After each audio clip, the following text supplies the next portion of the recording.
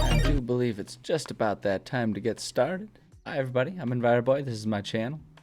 We are going to kick this week off with some writing. It's Monday. Hopefully everyone had a good weekend. I know I did. It was absolutely gorgeous around here. Beautiful, beautiful weather. Hard to be disappointed about that. It's a little gloomier today. Still warm, relatively. But yeah, we had a lovely, warm, sunny fall weekend. Ah, it was gorgeous. It was really gorgeous. Nice weekend to be outside. Got to go outside and do a few things and enjoy what might be the last nice weekend we have this year. So it was real good for me. Real good for me. Hopefully that's the same, just all across the board for everybody. Here now, it's Monday. I'm going to have us kick it off like we usually do with some writing, and I want to dive into it because we're gonna go ahead and warm up with our usual project of working on our rune system for 5e, like I like to do. I have it set up. We've got Savaki for cat cam right now. Leela, it's been so nice and warm that we have the windows open, which means that the birds are much louder and more active. At least so our perceptions would tell us. So she is off hunting right now. She's an indoor cat. She doesn't get out near them, so she can't actually hunt them. But oh boy, does she try! But if she stops by, we'll go ahead and give her her spotlight. And yeah, that's where we're at. So let's go ahead and work on this rune here. So we're gonna be doing Hail of Thorns. Looks like we're redoing a lot of these ones that have already been written, just because since writing these, I've really kind of modified how I go about writing things, and I wanted to sort of update and get everything kind of up to speed with how I do it. I've learned a lot about what helps what helps to, like, what's good information to have, what's unnecessary information, all that kind of stuff. So just new templates and new approach to it is just a little more functional, and so I want to bring everything up to speed with that. But we're gonna look like our next one up here is Hail of Thorns. Let's go ahead and bring ourselves to our spell as written, and we can figure out what we need to do to it. Hail of Thorns might be kind of a tricky one. Figure out, what are you talking about? Am I not logged in right now? Why am I not logged in? Oh, goodness. I have no idea why I'm not logged in right now. Alright, just so that credentials don't show up here, let me in here. Sign me in, please. Yes, authorize. Logging me in to Derbader Beyond. There we go. That was weird. I don't know why that was not logged in, but at any rate, there we are. Good morning, King Julian. How's it going? Good to see you here. All right, let's see. We need to go. Okay, we need to go back to our first level spells, filter them spells, and we need to find. Does that Hail of Thorns? Okay, that's where we are. That is where we are. Copy that verbiage as it exists, and let's go ahead and get this sucker going here. I need formatted. Always has to be formatted right. If it's not formatted right, I'm just not good to go. Hey, it worked out then.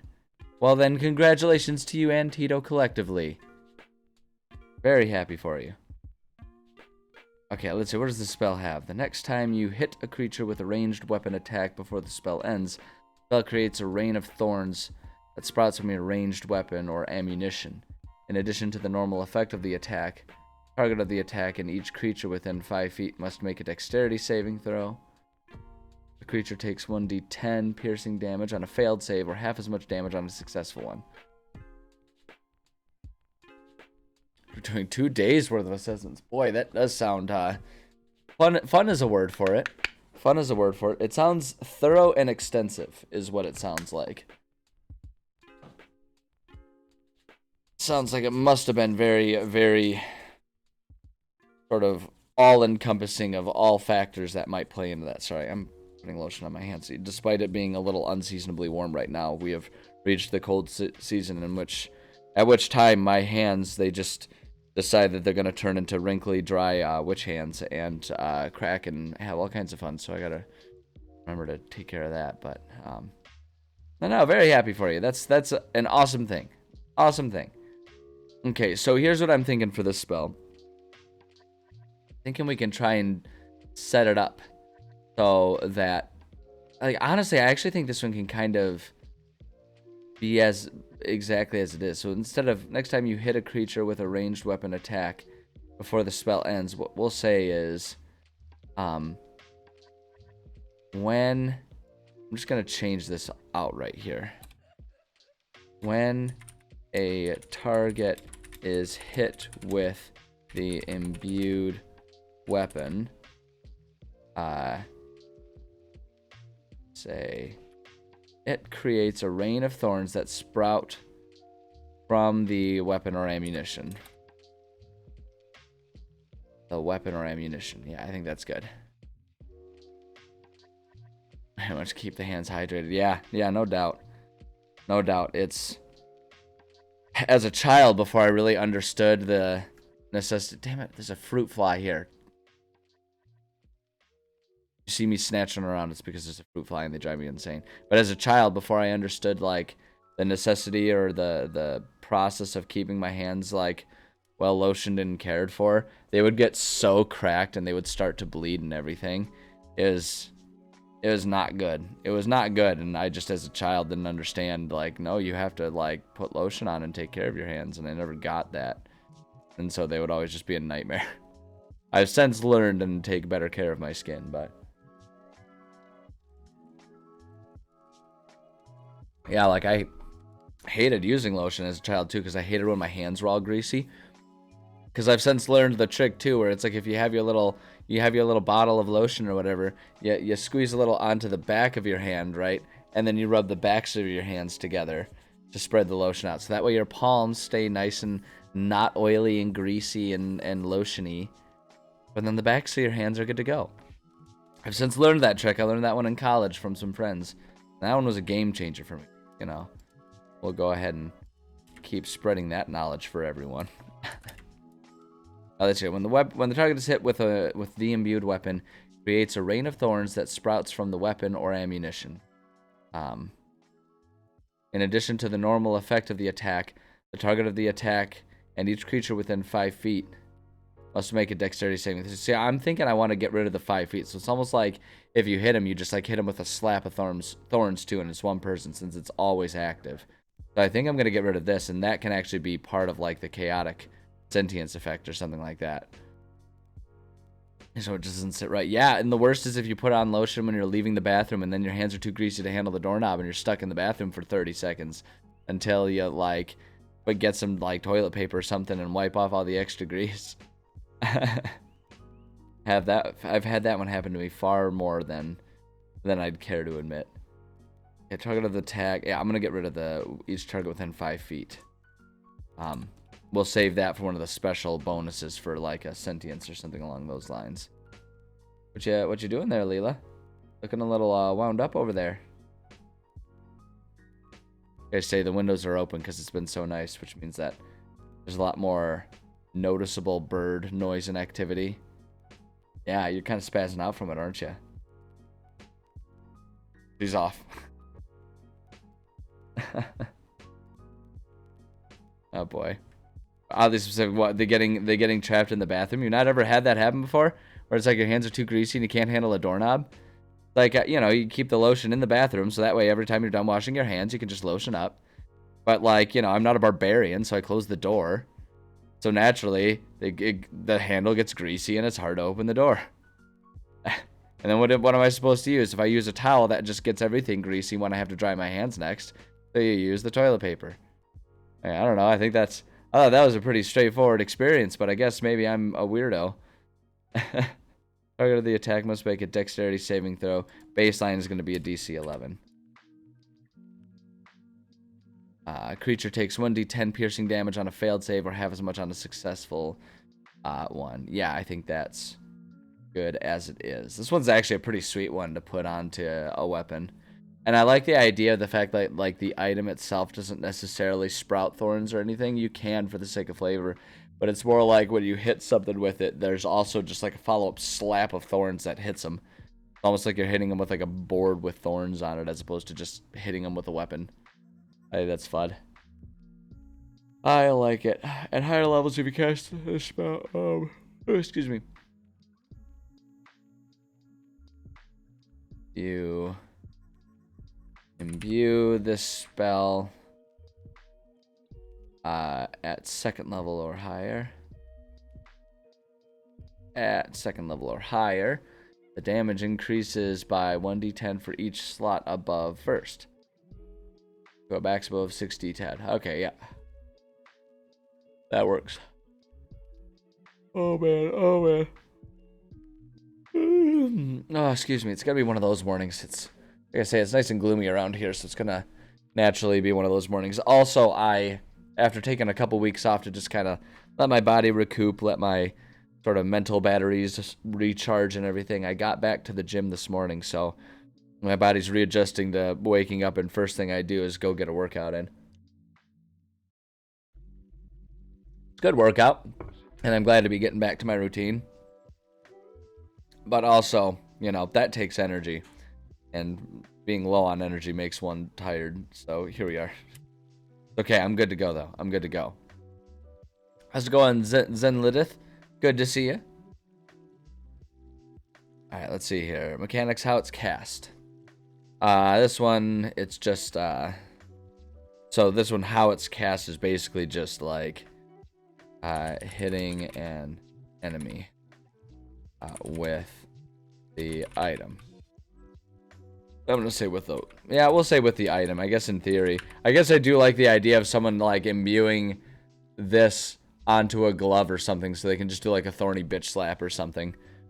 If they did that, I would probably give them advantage just because the audacity of it would really sit that there. Usually I don't.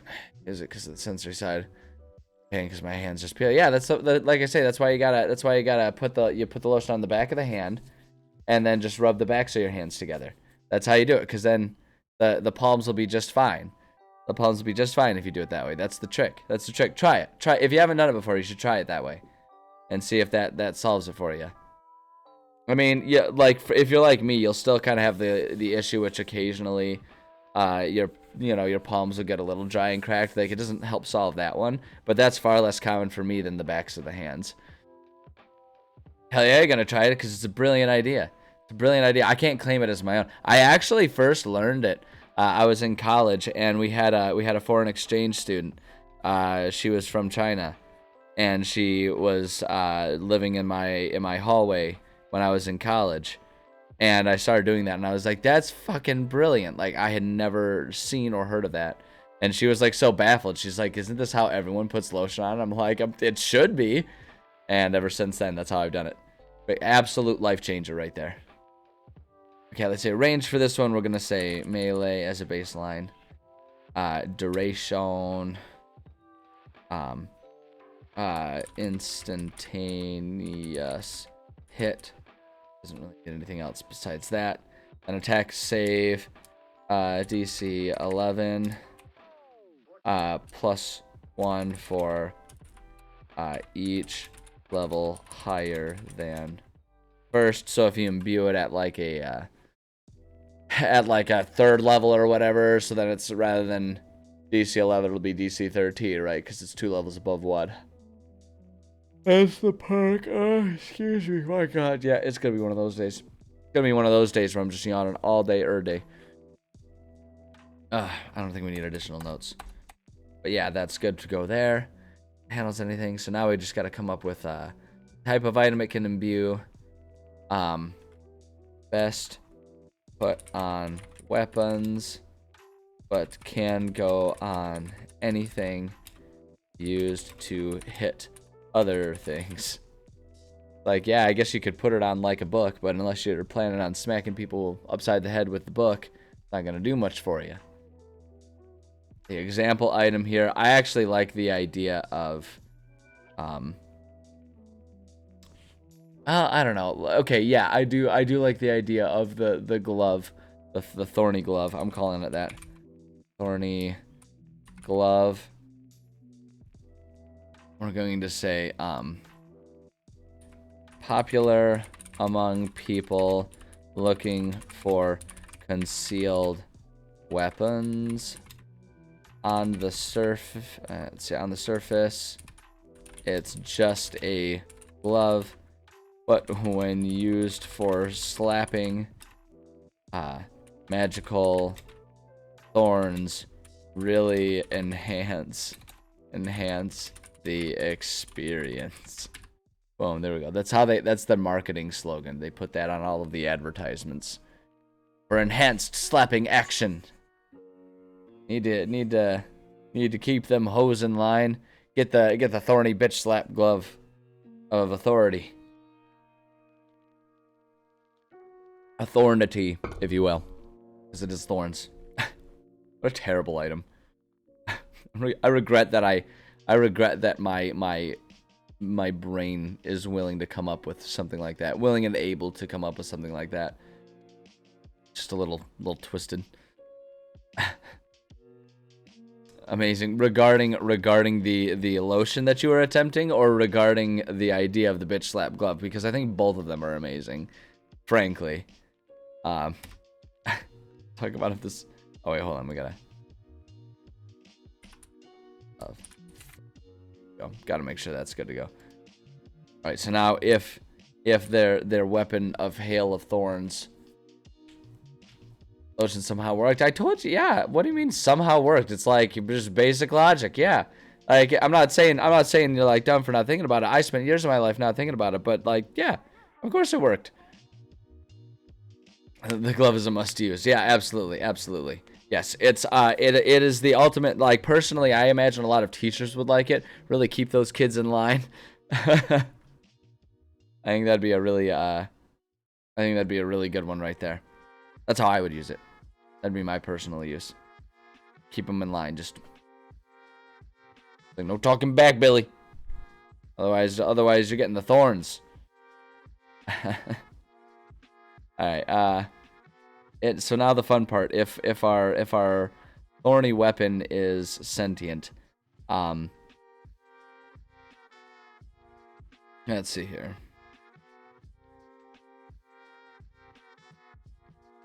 So like, okay, so again, as always, good items, right? Items that are good, qualify as good.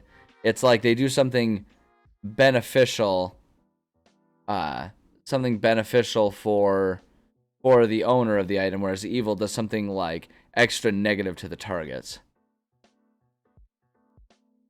Expecting it to work. Oh, okay, fair enough. Yeah, if the challenge is applying said lotion in the first place, okay, I understand. How's it going, narrator in shadow? Good to see you here. Yeah, no, I get that. If you only got like one hand at your disposal, okay, all right. I'll back off. I'll back off the incredulity here. I understand. I understand. All right. Well, you know what? It does not even matter how long it's been. I'm just glad you're back. I'm flattered you wanted to stop in again. and hopefully we can entertain appropriately. Okay.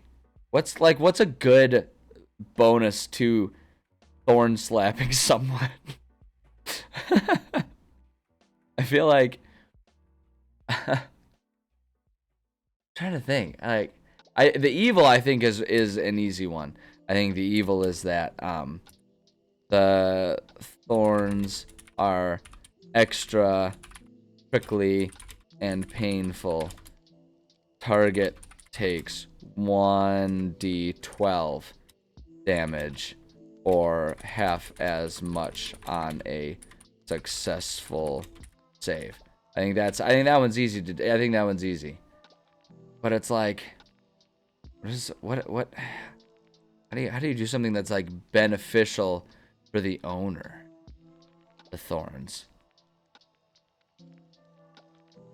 Like if it were a more out there, more out of control item, you could do something where it's like, oh, it just is a bit more aware of like friendlies versus enemies, so it knows who not to use the thorns on or something, but I don't think that's there. The chaotic is really easy too. With this one we're gonna say thorns are more of a splash than a hail. Creatures within 5 feet of the target must also make saves or must also make saves to saves for thorn damage. I guess we'll just say it that way. That'll be easy. Boost to climbing. That's not a bad idea. If they put it on gloves, the hard part about that one is like if they put it on a weapon, like if they're trying to use it on a sword, right? If they're imbuing a sword with it, then like what if they, how would they climb with that? Because my favorite use of this rune would definitely be imbuing the hand, so you could have your bitch slap of thorns. I think that's the obvious choice, but some people for some reason like to look a good idea in the face and choose not to do that, such as people who ride motorcycles without helmets. Yeah, I'm drawing that line in the sand. I'll do it. That's a silly decision, right? But it's like, some people just make those silly decisions. You make a grapple check, you get a bonus on athletics check equal to the damage that they normally do. So, okay, that's not bad. That'd be a really good one for just like putting it, making thorny armor in general. That'd be really good for. Maybe the weapon. Maybe if it's like a weapon, it also like has little micro thorns on the handle, so that like the handle is like Velcro. So like on critical fails or like being knocked prone or anything, it's like your weapon can't be knocked out of your hand during combat or something like that. Are very rare occurrence. So I don't know if that would practically be as much, but I mean, most of this is for flavor anyway, so it's like, I could kind of lean into something like that. I do like the idea of Velcro in general, like using micro thorns as like Velcro. Maybe, and it's like, hell, maybe the person like has a hammer with it and they use that hammer as like an ice climbing spike or something, right? And it's like they like smack it and the thorns go into the wall so they can pull themselves up with it or something. It's just like, when creativity is involved, really the world is the limit. You know what I mean? I don't know. I'm still not convinced on any of them. Good. The item warns the owner if they have something in their teeth and will provide a thorn for tooth gunk extraction. Owner has advantage on charisma checks. Loose fit, but here we are. Hold on, why will you not help me with charisma? There we go, thank you. So charisma checks because you're constantly grooming, coming your head with the glove. There it is. Great minds think alike. We got there. We reached there at the same point. I love it. I love it when ideas achieve convergent evolution.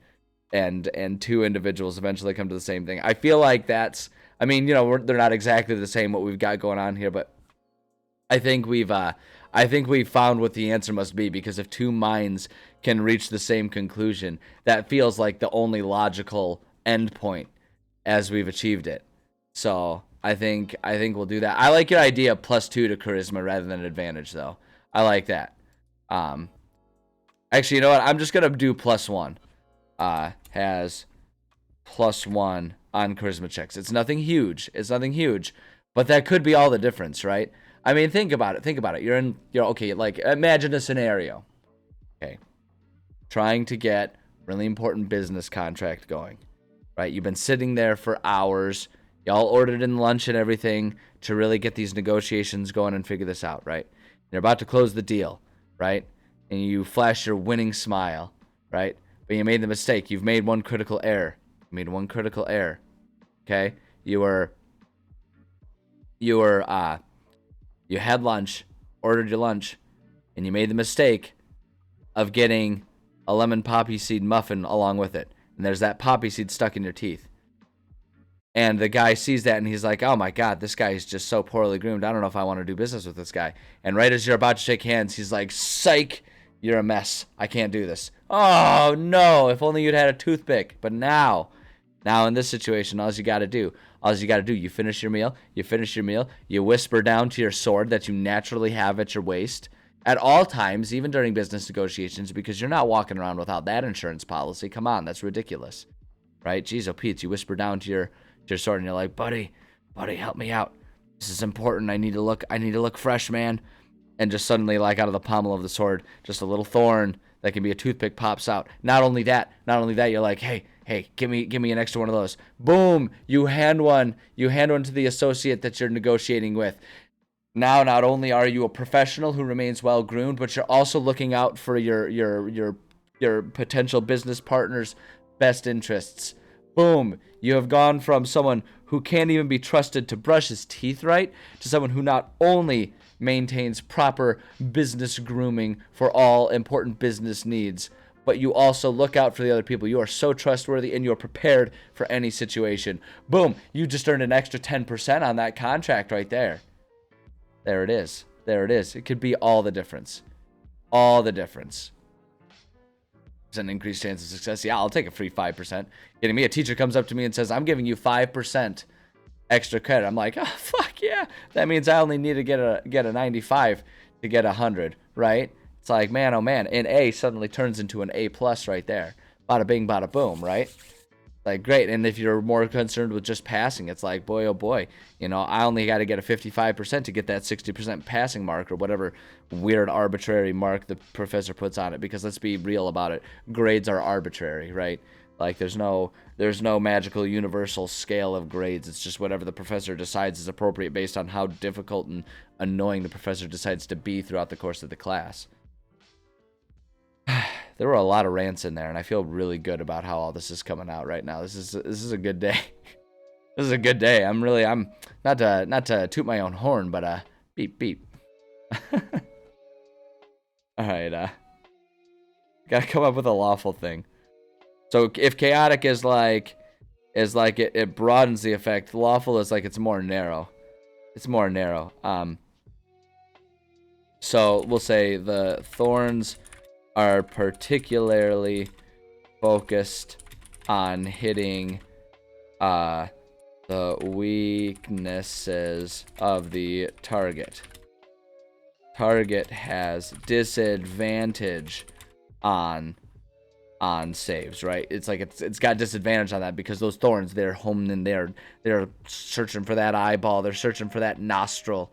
They know you've got that paper cut on your hand, and boy, oh boy, they're gonna dig right into that thing and really just, oh man, like you're gonna maybe even get an infection, right? Because these are thorns. These aren't surgical hypodermic needles or anything like that. These are just like thorns from a plant. You can get botulism from that. Well, maybe not botulism, but you could definitely get tetanus from that. You could totally get tetanus from that, depending on how dirty that thorn is.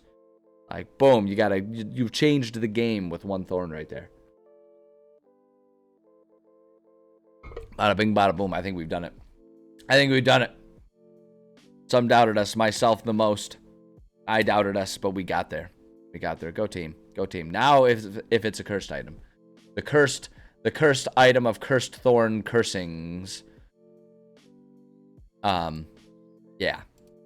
So always it gets a little extra powerful benefit, but then there's also a side effect of it. So now in this situation, I'm thinking, okay, wait, hold on. What are you? All right, 1 second. Give me just, sweetheart.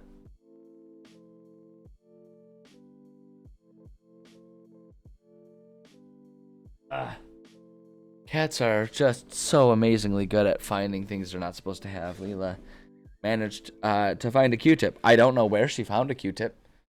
They are they all of the trash bins that I have around here are littered because I know she finds. Yeah, I know I took it. I'm sorry. You have so many toys. You have so many actual cat toys that you don't need a Q-tip. You don't need a Q-tip because that's gross, because the only way one would be out is if it was used. Right? And like I do my best to keep it littered, which tells me I need to check the trash bins and make sure they're not overstuffed so that the lids are popped open if I wasn't paying attention. But it's like, cat, play with, like, you have so many toys. You have a basket full of dozens of toys. I know, I go through great pains to make sure that you always have your favorite toys available. Now she's gonna pace around because she's really mad at me. Should be feminine in nature. It goes by the name Dame Haley Therm. Pumpers later that is prickly personality. I appreciate that. I appreciate that description. That's beautiful. Whoops. Sorry, I'm knocking over cat cam in the process of trying to adjust it and bring it over. Oh shoot, I did the thing. Hold on a second. Oh boy, I really stepped in it this time. Hold on. Okay, all right. We're just gonna set this up so we can see Leela. She is presently chilling out on her cat tree there. So she's gonna hang out there. We can actually have cat cam focused on a real cat, not a Lego cat.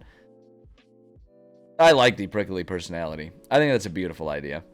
I'll have to try and remember that. A lot of it kind of depends on how the player rolls and all that kind of stuff. But you know, because I am the DM who ends up like playing any sentient items, I will have great sway in how that personality plays out. Do you like that alliteration? Personality plays out.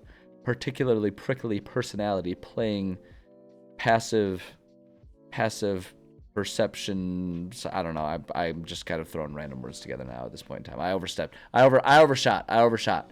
And it didn't pay off. I apologize. I got too big for my britches on that one. Okay, extra powerful benefit of a cursed item. Because like the goal is always like there's some sort of bonus to it, but like using it for the sake of that extra bonus comes at a risk, right? And so it's like always trying to balance it so that players are tempted to take the risk in exchange for. Oh, there goes Kitty. He is very wound up today. All right, well, we'll go ahead and bring us back to Lego Kitty here. Bring us back to our Lego buddy Savaki. There he is. Look at him. I'm so fierce. But yeah, the goal is always to like strike a balance between benefit and risk, so that way they're willing to take the risk to get the benefit. But if it goes sour, then they're really in trouble. And my thought is to go ahead and let it do like something kind of like what we have with the chaotic one, where it does some sort of like splash damage and the thorns hit everyone. But then like the storm, like it takes a while for the storm to pass or something along those lines, and so it can really start accidentally doing a lot of damage to friendlies or something. Rub people the wrong way and have some kind of penalty against creatures of an opposite alignment to the PC. That's not bad. The only thing I try to avoid doing things that are too heavily alignment based, and the primary reason that I do that is because there's so much gray area involved in that, and like it's always weird to me to try and make a mechanic out of how much of a dick someone is, right? Because there's so many different ways that someone can be a dick, right? Someone can be a dick in the way they talk, or it can be in the way they act, and it's like some people do it on purpose and other people don't do it on purpose. So like I always try to avoid making mechanics out of that. I like, and it's a bummer because I like the idea of like there being benefits between, yeah, this person is generally really good versus this person who's generally really evil. So I really like those ideas of someone being able to do that, but it just gets so gray when you have someone who's like chaotic neutral. It's like, oh geez, does that make lawful neutral the opposite, or like would they really care? Maybe they'd get along. I don't know. It's weird. It's weird. Hair of the wearer turns into porcupine quills. Ouch. Ouch. God, that would be good though. That'd be so good. All hair does that. So if you do not groom yourself properly, stabbing yourself in the pits when you start running or something like that.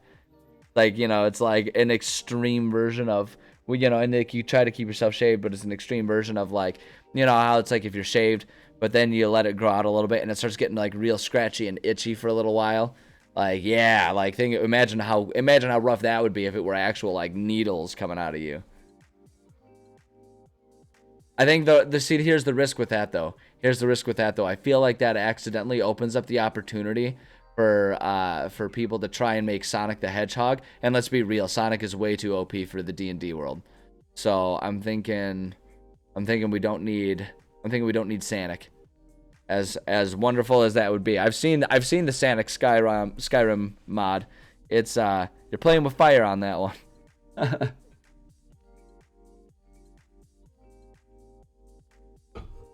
There's something beautiful, something like sublime type of beautiful about the horror show that is the Skyrim Sonic race mod.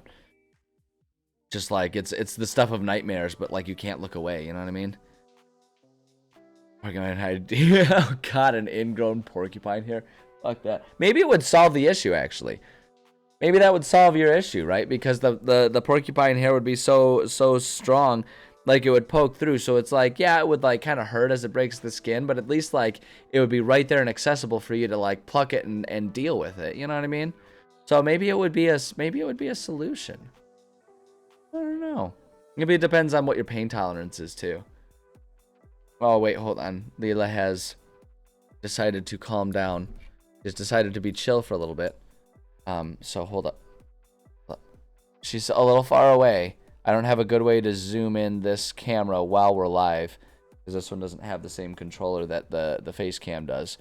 Because Logitech is too dumb to make it so you can control two separate cameras at once with it, so I have to hotwire and use not Logitech, and it's just a nightmare all the way through. Hold on. Let me get it. Okay, there we go. There's Kitty. There's Cat Cam. She's sleeping on the couch. Sleeping on the couch. Oh, my back is stiff. Oof. Okay. God, what would the extra powerful benefit be of this item? I feel like I like the idea of thorns, like being some sort of splash effect of thorns, and maybe it's just even bigger or something like that. Or maybe it's like it creates a... Oh, here we go. Extra powerful benefit.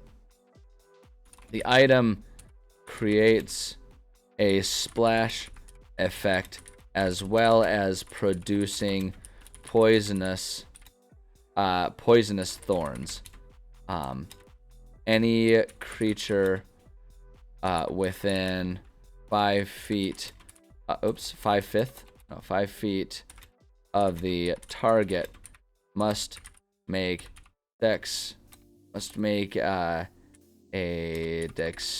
dexterity save, and upon a failure must also make a constitution save, or else become poisoned. Boom. Just do that.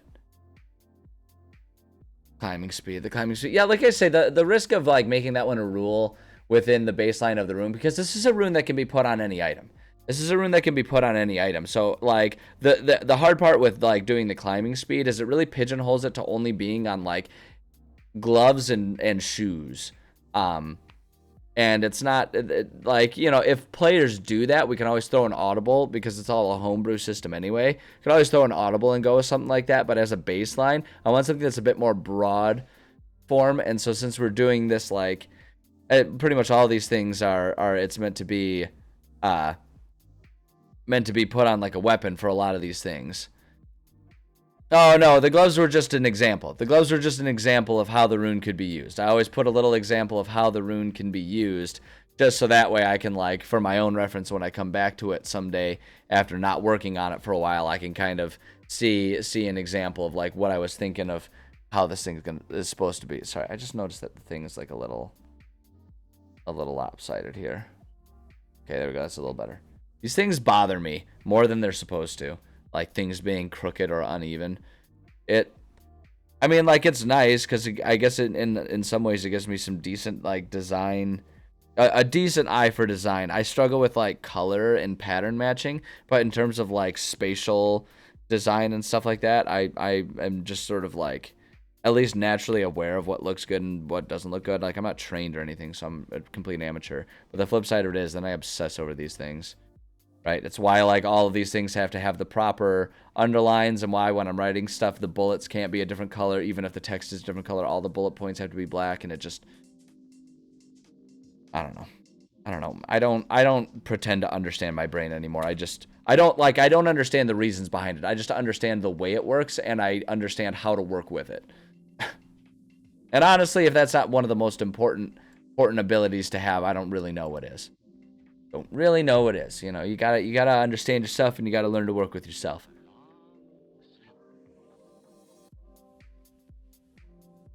All right. Okay, so that's the extra benefit. That's the extra powerful benefit.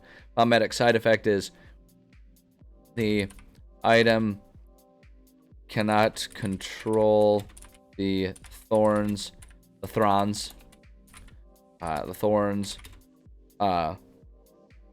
or discern between friend and foe, making everyone, including the user, be at risk when the item is used. So it's like you can use this item, but it comes at a risk, right? You have to do that. And if someone thinks they've got the proper constitution for it, or they think they can avoid it, they can do that. Actually, you know what I'm going to do? I'm going to take, we're just going to say, I'm going to get rid of the user. I guess that's the one exception that I usually make. And I guess, like, when I'm thinking about that, that's just a consistency for how I make these things. Because a cursed item, I always view a cursed item as, you know, I'm always using, you know, the One Ring as sort of a good example, where it's like it wants to help its owner only insofar as doing so will help it gain more powerful eventually. If it gets to a point where it feels a different owner will be more beneficial to it as an item, right? If it can gain more power, if it goes to a different creature, it will either try to manipulate or abandon the current owner, right? And so the idea here is that, like, as a baseline, it'll not want to harm its owner, because I mean, obviously it's kind of deleterious to its own goals of becoming a more powerful item.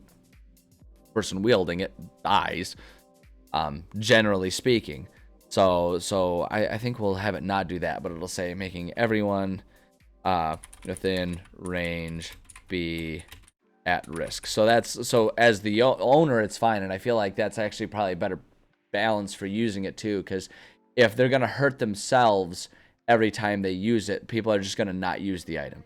But if it's like, oh, we risk our teammates, you know, or something along those lines, they might still try and use it from time to time, even if there's risk involved. And it's like one of those things where it can seem like a manageable risk, excuse me, until they're stuck in a tiny room and they can't avoid the splash damage possibly hitting one of their teammates. And then that can, you know, you end up poisoning an enemy or a friend, and that can just kind of, those are the types of things that can snowball when you're in the middle of a dungeon. And that's kind of what I aim for with the cursed item, is something where it's like extra powerful, but then it will try to, it's like it's extra powerful, but that can go wrong. That can go wrong, because like I say, my goal is always to try and entice someone to use a cursed item, and then risk whatever negative consequences are. That just, to me, that makes it more fun than if it's just an item that tries to kill its owner or something like that. Because it's like, well, if that happens, people are just going to try to find a way to avoid those things and just like be like, oh, that one's a cursed one.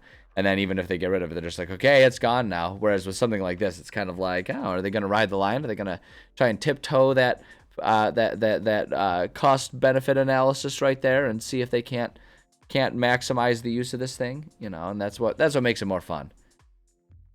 So what it takes to remove must be removed magically if the owner tries to abandon the item. So this is the only time when it will hurt its owner, right? Is if they try to abandon it, like the item will, like it's magically cursed, so they can't get rid of it. There's like a compulsion that makes them keep it. You know, again, One Ring style, where it's like they can make it all the way to Mordor, be ready to cast it out, and the ring will make one final magical attempt to compel them to keep it, and pretty much everyone will fail that compulsion.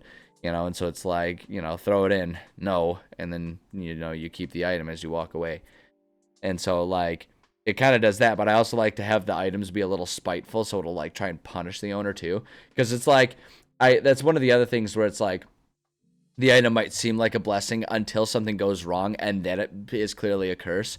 And so I like the idea of an item that's, like, magically extra beneficial. Like, my way of doing it is, like, you know, I talk to my players, and there's sort of like a meta knowledge. They'll know if it's cursed, right? But that's like meta knowledge. And as far as the character goes, until something happens to demonstrate either the problematic side effects or them trying to remove it, they might just think that it's like a really extra beneficial version of it.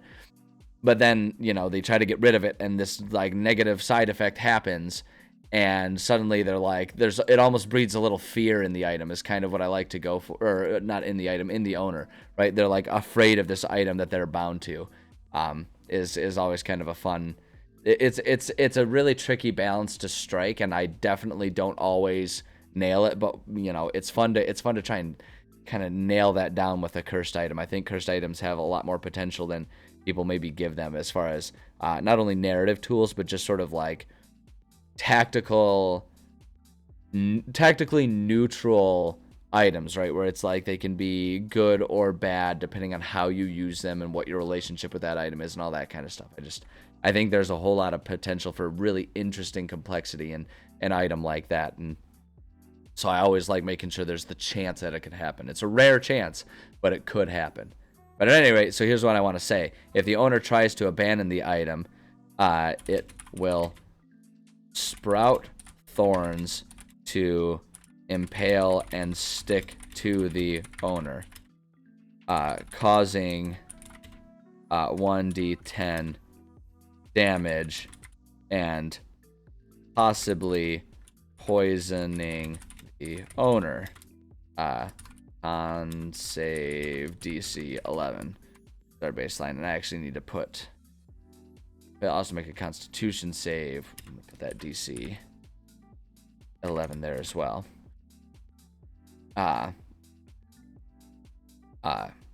Possibly poisoning the owner while preventing them from dropping it. Right, so it's like if they try to get rid of the thing, it'll just like, you know, Spike Kirby, just like do its little like grow the spikes out really randomly, and it's like it'll impale your hand, right? It sticks to there and makes it so you can't drop the item, right? And so it's like you're stuck there holding the thing until you kind of give up this notion that you're going to somehow get rid of this item. And I think that would be an excellent item, because like that's, like I say, that's a fun one where it's like, suppose someone accidentally, because like all these are runes, and the players themselves can go about, you know, the crafting system that I use to install these runes on any item of their choice, really is the idea. And like that's the whole basis behind this rune system, is to give players a lot more fun being able to, you know, customize their items and come up with fun, unique items, as opposed to just like hoping they find a +1 bow or whatever. They can customize their items, so rather than ditching an item anytime they find another new magical one, they can have the same item that they kind of like build a relationship with and stuff like that. And so I think it'd be really fun if someone goes about crafting and they create this thing, and like I say, there's going to be a little meta knowledge, because they'll roll for whether or not the thing is like sentient or cursed or whatever. And so it's like, depending on if the roll ends up there, they'll pretty much know, because I basically have them roll a D100. On a 100, it's sentient, which is kind of like the positive side of the spectrum. And then on a 1, you know, it's cursed, which is sort of the other negative, evil side of the spectrum there. And it's like, you know, it'll increase. It doesn't necessarily have to be just a 1 or a 100. It increases or decreases depending on their magical abilities and stuff, because the accidentally giving it sentience or making it a cursed item is just that. It's an accident based on how well you follow the recipe of enchanting the rune. And so I like the idea of them, they might meta knowledge, no, but like the character would just be like, oh, sweet, I made it. It's this powerful thing. And then one day, like if they've got, a sword and they're like, this has been great, but I think I want a different sword. And so they go to grab the sword to take it off. And suddenly like the sword just impales them. And suddenly it like really rapid shift from being like a cool magical item to like, oh gosh, this is like a horror scene right now. As they suddenly realize they're like, uh-oh, I don't know if I'm going to be able to get rid of this item. And like it just like completely changes things, maybe gives them a side quest of trying to find someone who can help them remove the item and all that kind of stuff. It's a fun thing, and my players have a lot of fun with it. And so I always try to, I'm always trying to see if I can match that same level of like, oh, this seems fun until it's not fun with the cursed items. But I think that's what we need for Hail of Thorns. I think that's pretty good. I think that's a pretty good one. I think that turned out really, really well. I was a little worried at first that Hail of Thorns wouldn't translate well to a rune, but I think this actually works really well. Some of the sentient ones are a little goofy, but like I say, it's all malleable, and if we come up with a better idea working with a player, then we can do that. It's fine. It's all homebrew anyway, and it's homebrew meant to just be a whole lot of fun for everyone. So, you tweak and, make modifications as you go. So, I think that's good. I like that. I like it a lot. Let's see here. Okay, we're going to switch gears. We're going to go back over and work on our campaign a little bit here. We went through the process last week of really updating a lot of our templates and everything. And it's been super beneficial. I've been having a much, much better time kind of going about and filling out a lot of the history of this world and stuff like that. So it was a good move to take the time to do that. I'm really pleased with it, and I want to keep working on that. I'm gonna have us keep working on all this stuff.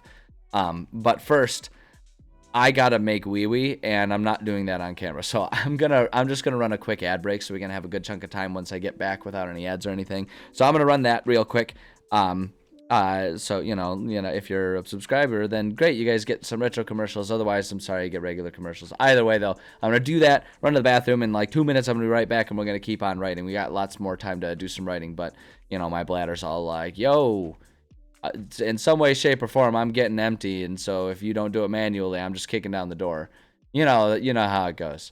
So I'm gonna go take care of that whole situation, and I will be right back. So I appreciate your patience. Sit tight, and I will see you very, very shortly.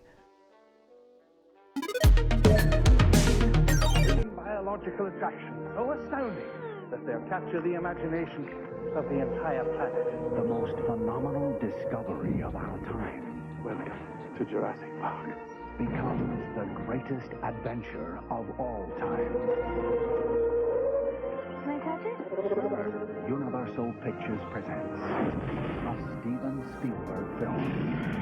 Jurassic Park, rated PG-13, starts Friday, June 11th. We join Ronald, still searching for Grimace's voice. On your right, Scary Mountain. 12,000 feet of solid Frozen yogurt. Grimace's voice! The hell, Ronald? It's in there. Let's go. Will Ronald say Grimace's voice, or will it be too late? It'll be too late. Bruce, you'll know M Squad equipment. This video cam is actually binoculars. And this toy calculator? A secret document stamper. One toy comes with every McDonald's Happy Meal we buy. And this camera? A camera, Bruce. This is a commercial.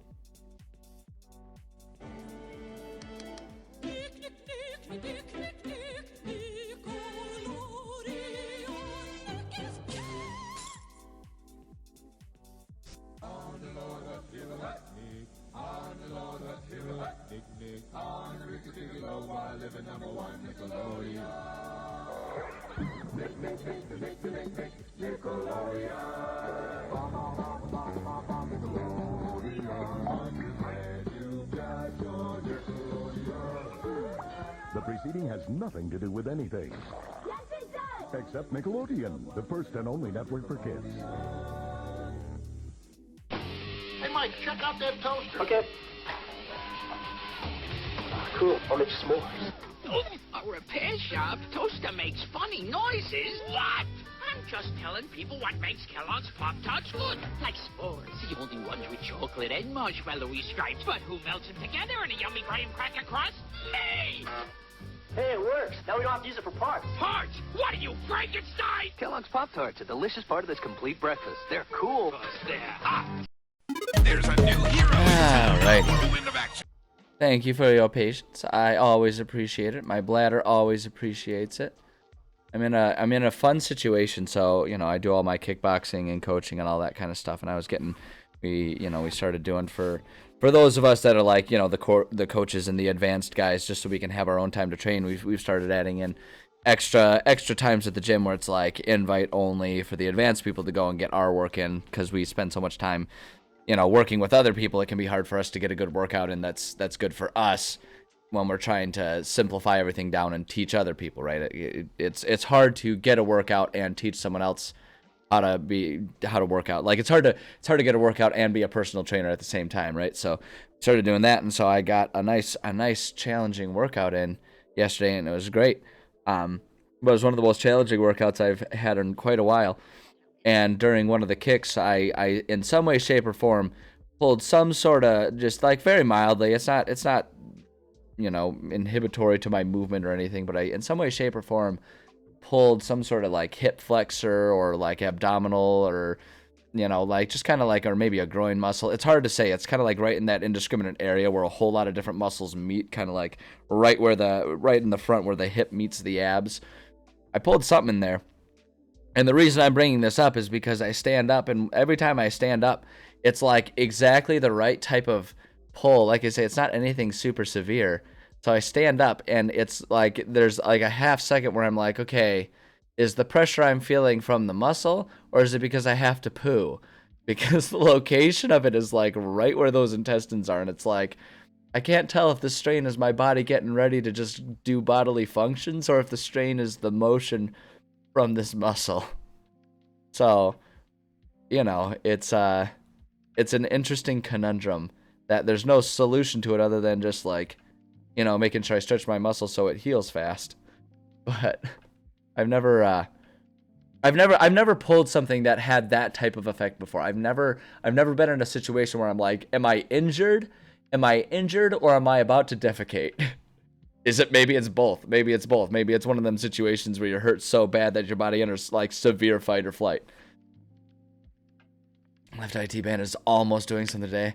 Ran a big ass race on Saturday. Yeah, that'll do it. It's like just those weird micro injuries that you're just kind of sitting there. And like those are always the tough ones too, because you're like, is this the level of injury that I need to like move it and use it to like kind of work it out and get it good to go?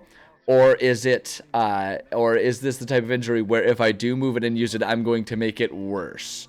And that's like always the question in the back of my mind for like everything kickboxing, right? Because it's such an extreme game of like, you're good to go, or oh no, you've traumatically injured something with all the impact that you do. So it's like always this debate of like, do I move it more or do I move it less if it's just a little bit tweaked? Clamshell stretches are fantastic for that. Okay, all right. That's a good thought. Yeah, I've been doing a lot of like the lunging type of stretches, and that seems to be kind of getting it pretty well. I've been doing those types of motions, where it's like you take a knee and then just like lean your hips forward to really kind of pull that whole front area, and that seems to be doing a pretty good job with the stretches, but I don't know. It's weird. The body is weird, and I love it, and it's fantastic, and I love my body, and I'm so proud of it for all the things that it does, but also does weird things, and I'm like, dude, why are you like this, you weird meat puppet? Like, why do you behave this way? We talk about that a lot. Like, the other thing that's funny is like the holistic sense of function versus dysfunction that the body has. It's like, oh, you're not running enough. I guess I can't punch right anymore, and it's like, how are those things related? But they are. It's like for me, like for a while that I was neglecting my strength training. I wasn't doing enough weightlifting, and so because of that, I was losing flexibility, so I couldn't kick right. And it's like, how does this make sense, body? Like I still stretch every day, just not lifting weights, but now I can't stretch right to get my kicks higher than like waist height. what gives? And the body's like, I don't know, just no work right no more.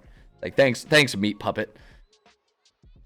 Stretch, direction lunges don't do, so I try to combo both together. Oh yeah, I mean, definitely getting a nice diverse set of stretches is the ultimate way to go. I have more than just the lunges that I've been doing, but yeah, I don't have clamshell stretches as part of it, so I'll have to think about adding those into the mix when I'm doing it. It's gonna be fun to see how it impacts things. I'm supposed to go rock climbing tonight, so it'll be interesting to see how that is.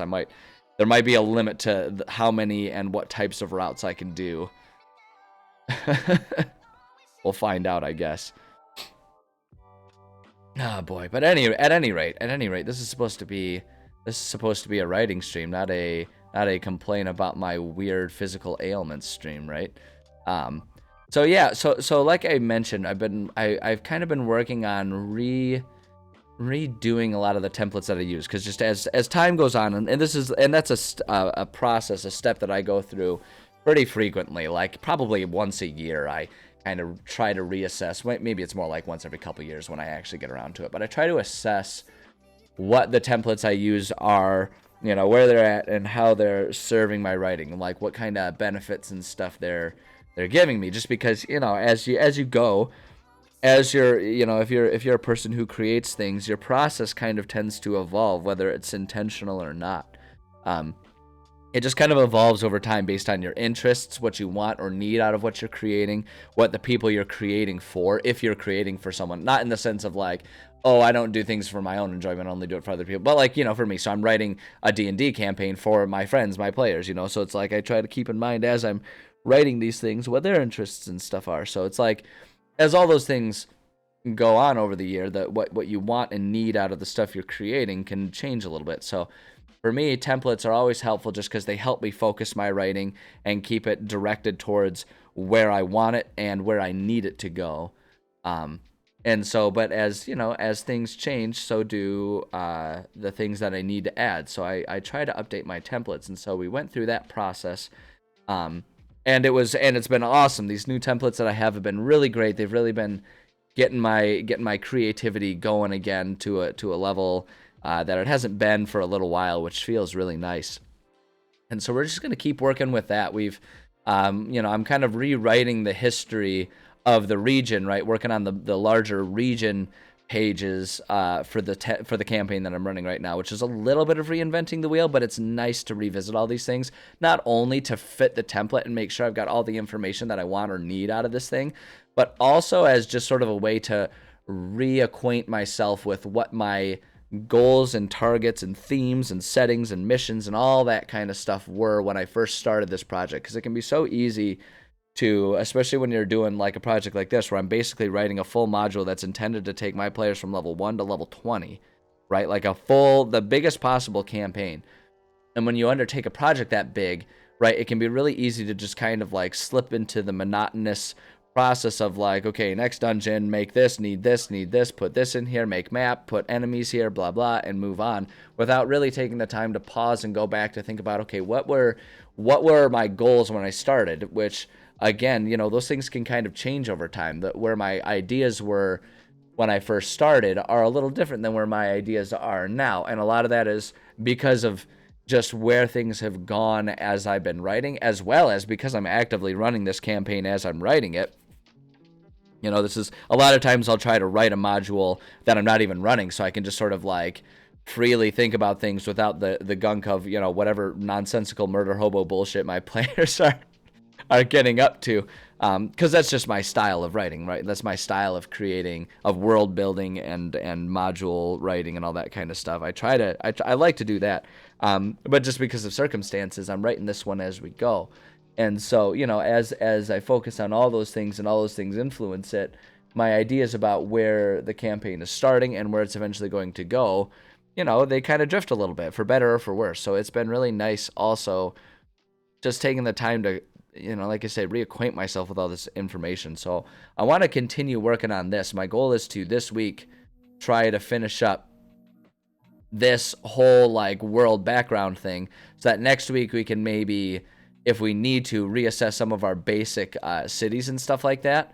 and handle those things. But then after that, start again moving forward on new stuff. I don't want to go back and redo every single dungeon, because the dungeons themselves are still largely like that was the template we did the least amount of changing to. So there are a few differences, but not to the point that I feel like I need to completely, reinvent that wheel. But as far as writing the history background goes, I have made some big changes to the template and how I set it up, and I want to keep working on that, because I've been quite pleased with how it's been helping me refocus my writing and everything. And I have some other templates and stuff that I want to work on regarding all these other tablets, because pretty much everything I've done has been stuck in the Atlas section, and that's pretty much where all of the campaign specific stuff goes. The rest of this is more so an encyclopedia, a compendium of other information that I like to write out for the sake of the world building process, the world building side of it, which is my personal favorite side of it. I was a world builder before I was a DM, and I have most fun doing the world building stuff. So I just do it for its own I do that for the sake of doing it, because it's fun, not because I need it for the campaign. And I do want to kind of overhaul some of these things and how I approach that and how I link them into pages, but I need to do some more, like meditating on that one. I need to think about that one a little more before I'm really ready to dive into that. These ones, when I redid these templates, I had a pretty clear idea of what needed to change and how I wanted to go about doing that. But those ones I'm not quite there yet for. So at any rate, that's a roadmap of how probably the next couple weeks are going to go as far as writing goes. And it'll be real fun when every day that roadmap changes, because that's just the way it is. That's how things go. But yeah, so we've been working on sort of going on. So like the focus has been, what I've been trying to do for my templates and for my writing is refocusing in a little bit on remembering the concept of who, what, where, when, why. Because those are all the descriptive materials. Like really, when you think about it, if those components are all covered, you pretty much have everything you need in some way, shape, or form. The only thing not accounted for there is how. But the fun part about D&D is that your players are the ones who come up with the how, right? It's like, who is around in this world? Who is present? Who is there? DM can write that, right? You're writing your NPCs, you're putting your enemies, all that kind of stuff like that. So DM handles that. Who, what is there to do? What is the problem, right? That's kind of how I focus my writing, is like, what is the problem here? Not what do players need to do, right? I don't like to put a roadmap or a checklist of tasks. I more so like to just write, hey, there's a problem here. And then I throw in a whole bunch of resources, and it's up to them to figure out how it gets solved. And then I just make sure I utilize my understanding of the world combined with the power of the method of yes and for them telling me what they want to do and me telling them whether or not that works. It's like, that's the easiest way, because anyone who's tried to DM recognizes that players will always come up with like the quote unquote wrong answer, right? Like you'll think that you've got a pretty clear set of instructions about what they need to do, and then they'll find a million ways to do it wrong that when you think about it, you're like, oh, well, I guess that kind of does make sense. We can do that. So I just don't even try to write specific steps unless I'm specifically writing out a puzzle or a challenge or a trap or something like that. That's like, this is the triggering mechanism of that trap. They have to deal with this thing if they want to disable that trap. But even then, it's like, it's not like, oh, they have to use it's like, oh, they have to use the scissors they find in the drawer to cut the wire for the trap or something like that. It's like, no, this is a trap here, and this is how it's triggered. It's up to them to figure out how they do it, but they do need to do that if they want to get past, right? So it's like, that's the most sort of checklisty I'll get with things. But even then, it's just, really, it's like, okay, the problem is there's a trap here. Here's the description of the trap. It's up to them to figure out how it goes, right? So again, that's the how. But, so we have the who, we have the what, where. That's just being descriptive about locations, right? That's where sensory information, what does it look like? What does it sound like? What does it smell like? If your players are really adventurous, what does it taste like? Or if they don't understand personal boundaries, what does it feel like? It all just depends on how the players approach things, which again, you can't assume you know what they are or aren't going to do. So I prefer to just be prepared for anything. That said, I usually don't write how things taste. That's a little much for me, and we'll just wing that one if it comes to it. It's like, yeah, you find a cave. What does it taste like? I don't know, dirt, man. It's a cave. It's strangely, it tastes like rock candy. It's a magical cave, and that's how you found out. I don't know. But that's the who, what, who, what, where. Then when is a little more abstract, but that's basically like if there are stepwise processes, right? If there are like, so for a campaign, I don't put what the prescribed solutions are, but I will stepwise, make a checklist about things where it's like, for this problem to arise, they must first deal with this problem, right? And so that's how you just stepwise plan out a story.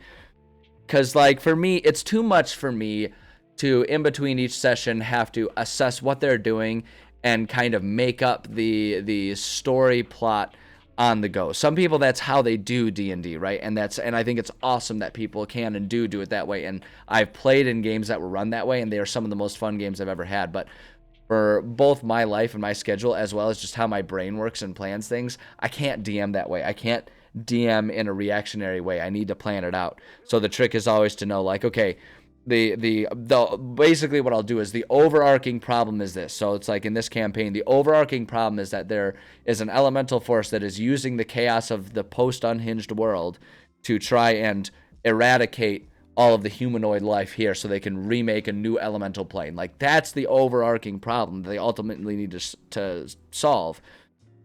But I don't just like present that there and then they just like kind of go for it, right?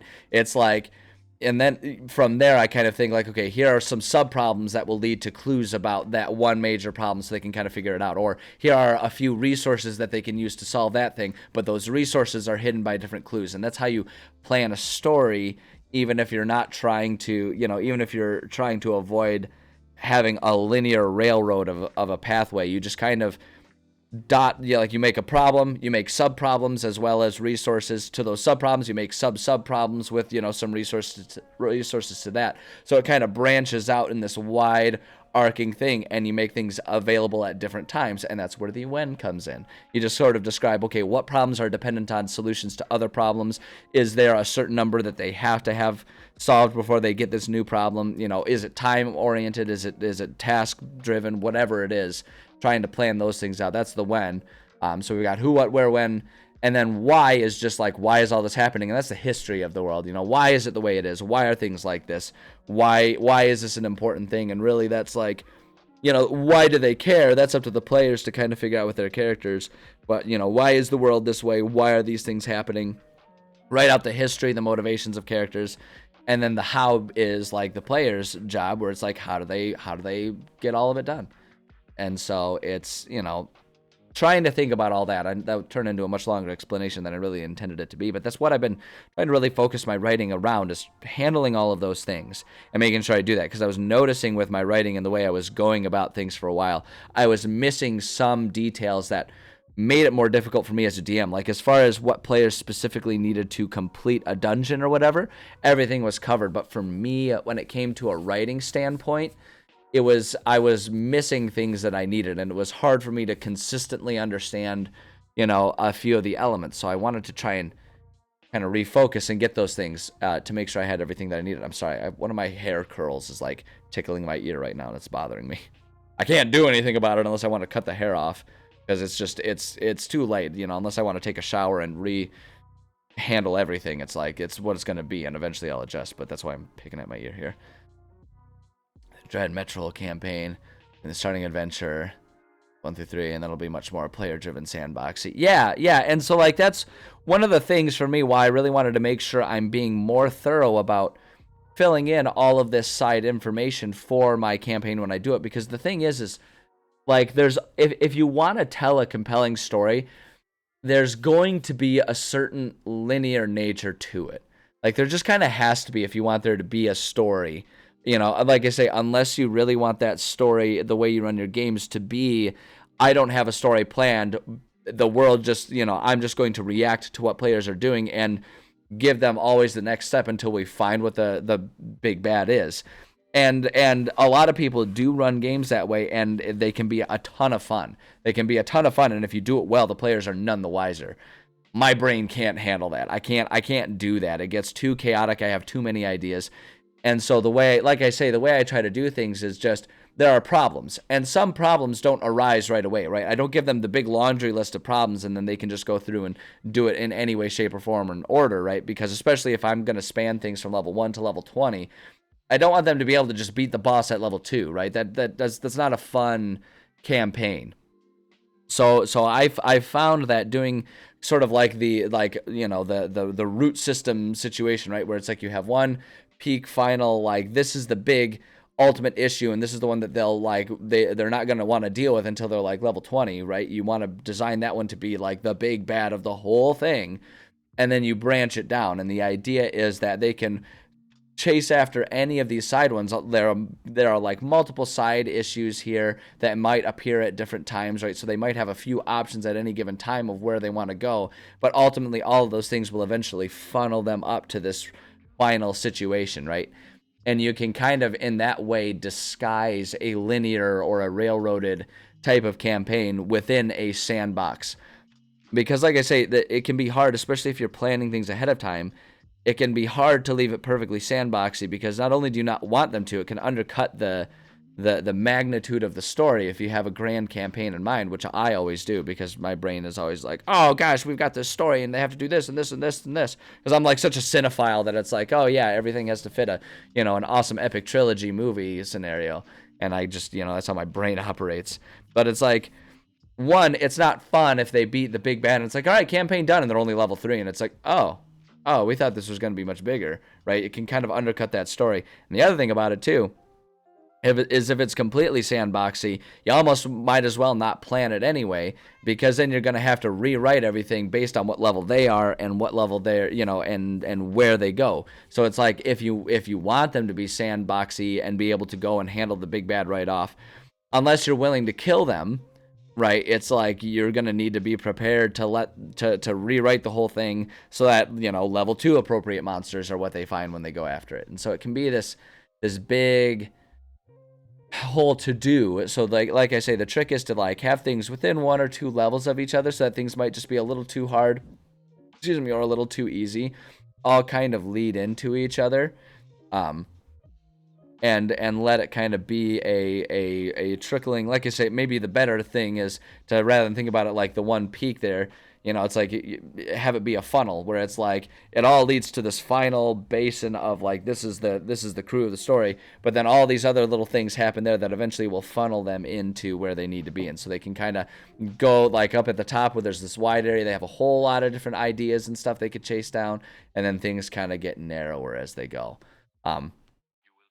So that's kind of what my approach is. And the thing is that explanation really isn't even all that adequate, but it's the best way that I can think of to describe how I do it. And the other thing about it too is like I've kind of reached that point based on feedback from lots of different campaigns and lots of different players. When I'm approaching a game that way, that's when people like my games the most, because that's when it's like the best. It seems to be the best combination of something that people like as well as something that I'm good at writing. So DMs, I'd appreciate railroading the Quantum Ogre. Quantum Ogre, an excellent term in general. Yeah, it's people don't want to be railroaded. If you make it obvious that you're railroading them, most of the time players will push back, because they want to feel like they have a big open world, right? They want the world to be like Fallout or Cyberpunk or whatever, right? Where you can just like, you're plopped in there, and if you want to just go one way, you can go one way. People like that about tabletop games, and I get it, and I want them to be able to do that. But that makes it really hard to have a compelling story, you know what I mean? Have a compelling overarching story, unless you're willing to either do a little bit of railroading, or if like I say, you're willing to go through the work in every dungeon, redesign it for whatever level they're at, which is just even more work than the way I approach things. So, for the fact that behavior of the world, ogre waylaying, and adventuring party, essence of illusionism shows similarities with pop culture, understanding of quantum mechanics, using a road to take the players observe the ogre, and cause it to have always been along this road. But if they had taken a different path, the ogre would have been there instead. Yeah, exactly. I use that. That's like such an exact method of what I do for a lot of things. In fact, the state that my players, like the current position within the game that my players are at, they're going to find some information about like 2 or 3 different locations to go to. I'm not going to tell them what's at each location, so they can choose which location to go to. No matter which location they go to, that's the next level 4 one, and that's where they're going to find the level 4 dungeon that we've been working on. That's just how it's going to go, right? And so like that can be a really, really good way, is like you give description, like you give locations, and you have that location not be inextricably tied to whatever the challenge is there, so that whichever location they go to, they face the same challenge, right? You just don't tell them that, and they won't have any understanding. They'll just like think to themselves, like, you know, like the Quantum Ogre here, like that one was always going to be the ogre, right? And so in this situation, you know, with the chapter 4 that we've been working on, which is the temple graveyard location, there was always an occupied temple and graveyard for them to go deal with, no matter what city they choose to go to. That was always the city with the thing, you know, that they're going to face, because that's the next one in their progression. And so doing it that way is a really, really excellent way. The other thing that I do a lot is I make sure to I guess what I'll do is I'll have character driven side quests and stuff like that might, like, you know, show up at different times and have different things become available at different times, but they're character driven, so you can kind of do that same thing. So once they're ready, once they've accomplished enough to deal with the next thing in that story, the character that gives them that side story is where they're going next. And so you can kind of do that same thing. So it's like, I guess essentially what it comes down to is the plot lines and the locations are largely unrelated, right? You can have the locations and the plot lines be pretty much completely separate things that you can mix and match infinitely, with a few exceptions based on like major important story plot points. Like, you know, the big bad might always have the same location because that's like the final thing and that's where they're going, right? In the beginning, you can have everything be like, you know, a definitive thing, but beyond that, it's like the story, like the missions and the locations are completely separate. And what you can do is you can just reference and say, you know, like this story location can happen, or like this story plot point can happen at this location, or this location, right? Or you even just don't even specify that, and you say, like, these are the locations, here are the descriptions of them, and then the dungeon is within there. So it's like, you know, the dungeon itself is like, you know, this dungeon takes place in an old abandoned market. That can be in literally any town. So it doesn't matter which town it is, then you just have that dungeon described and you plug and place it, right? And do things modularly like that, and it can be a really, really valuable way to go about doing things. But yeah, no, like that's a really good description of it, absolutely. Food enough so that the illusion is maintained, otherwise players can get salty about being railroaded. Yeah, exactly. Yeah, like, and the big trick too is to just not tip your hand too much, right? To not tip your hand too much. And like I say, like, one thing that can be really helpful and that I'm utilizing a lot is unrecognized language, right? So it's like they're dealing with an enemy that speaks a language that none of them speak because they're just like a foreign, ethereal, set of enemies. And so it's like, yeah, there's notes on this map. You can't discern them. You don't know what they say, but you see that this location, and this location are marked on the map. So now they're like, oh, we got a checklist of locations, and they can sit there and they can decide, let's go handle this one because it's the furthest away, or maybe let's handle this one because it's the closest and we can just work our way to these ones, or maybe we'll go handle this one because that's in a really good tactical location for the war we're in, or whatever it is. Whatever the reasoning, they can go there. And then they just go there, you describe the town, and then when they're looking for like the specific thing that was marked on that map, then you switch over right to the specific dungeon, which is always tied to the next story plot that they need to do. And then you say, when you're at that town, you notice an abandoned temple that seems to be occupied by lots of enemies. Boom, there it is. And that's the type of transition that like no one will notice, and it can make sense no matter where they go. And that's one of the reasons why I actually really like planning everything ahead of time and using this sort of modular approach that I do. It's a lot of work up front, but then in terms of responding to what decisions the players make, it's super easy because I just click open the page that I need. NPCs and secrets the players can learn, so that I can on the fly let any NPC tell the PC something about the story, plot, quest, etc. if the situation is appropriate. Get knowledge behind a specific NPC. That's a really good way to do it too. Yeah, I'll do that a lot. Like a lot of times I'll write I'll kind of take it like it's the same concept, but I do it a little differently. And what I'll do is I'll make an NPC that maybe in some way, shape, or form has an excuse to be in any location, so I can plop that NPC in there. Because I do like sometimes having important NPCs.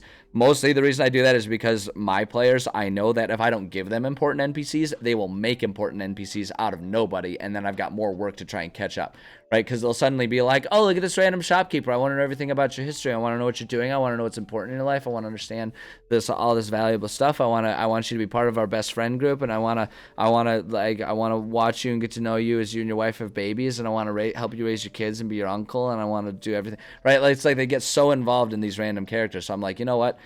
I need to provide them this thing so that way they can scratch that itch without derailing and going off, just like, off the rails on random things that I am not prepared for. So what I'll do is I'll make an NPC that's just something like, it's like, it's like Glomgar, the troll has this information, and it's like, he's just a troll as they're dealing with multiple encampments of enemy trolls. And it's like, okay, yeah, so Glomgar can just be in whichever camp I need him to be in, and he can show up whenever I need him to show up. The other tool that I use a lot is I'll use like divine intervention techniques, where it's like anytime they take a long rest, whoever's keeping watch, it's like, oh, there's like a god or a goddess or some sort of deity that's invested in the situation, either with the person or with the or with the, like, they're either associated with the person or the mission, and they'll come in and give them a clue or something like that, to give them information and be like, oh, thou shalt be weary of this thing,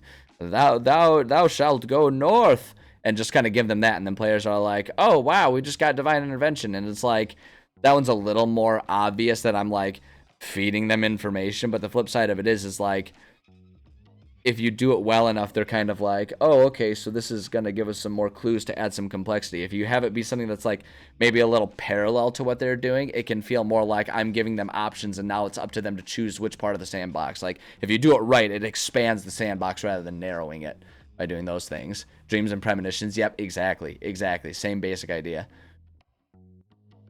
D&D or Homesteading Simulator 2022. That's the constant discussion that I'll have to have with my players sometimes too, of like, you guys have to eventually answer the call to adventure, because if you get too caught up in just like playing around in the city and being all like, oh, that sounds pretty dangerous, I don't think we're gonna do that, instead I just want to get to know all the shopkeepers. It's like, I mean, we can do that, but at that point in time we're basically just playing The Sims. So but yeah, so those are all important aspects of it, and they're things that I try to focus on, and I'm trying to get even better and better at, because like, I'm much better at it these days in general.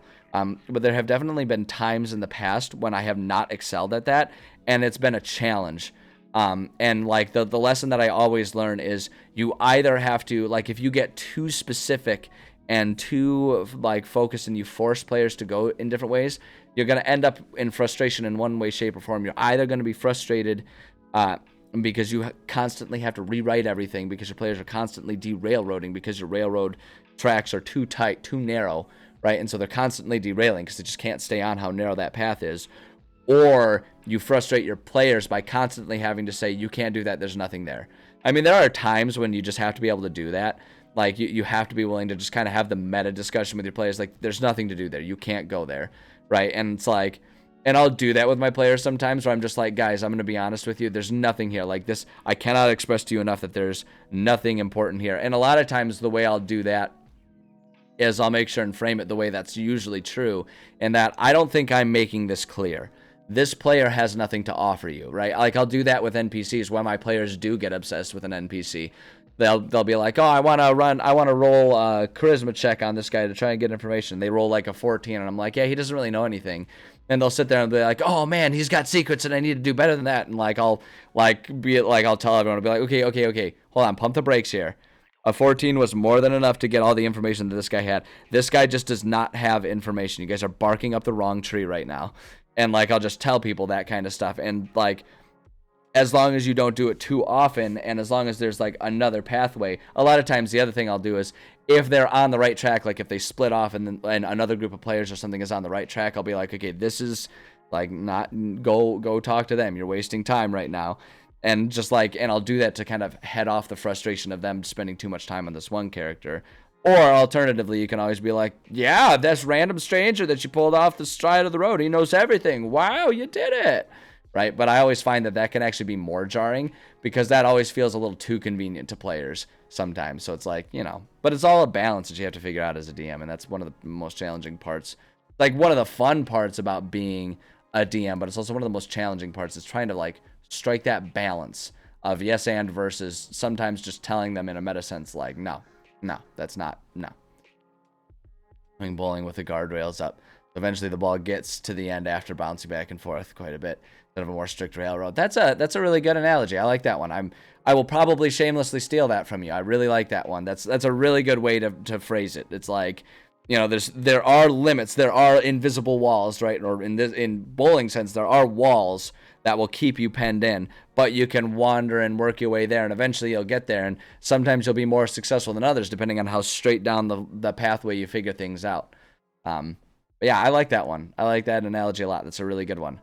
That's really good. Well done, you. I'm going to steal that one, and I can sit here and say that I'm going to remember to credit it to you, but let's be real. When I'm talking to my friends or when I'm just talking about it, I probably won't. So, but you get the satisfaction of knowing that you gave me that idea. And if that internal sense of like self-righteousness isn't the most important thing in life, then frankly, I think I'm doing life wrong because I live for that type of hubris, that type of self aggrandization.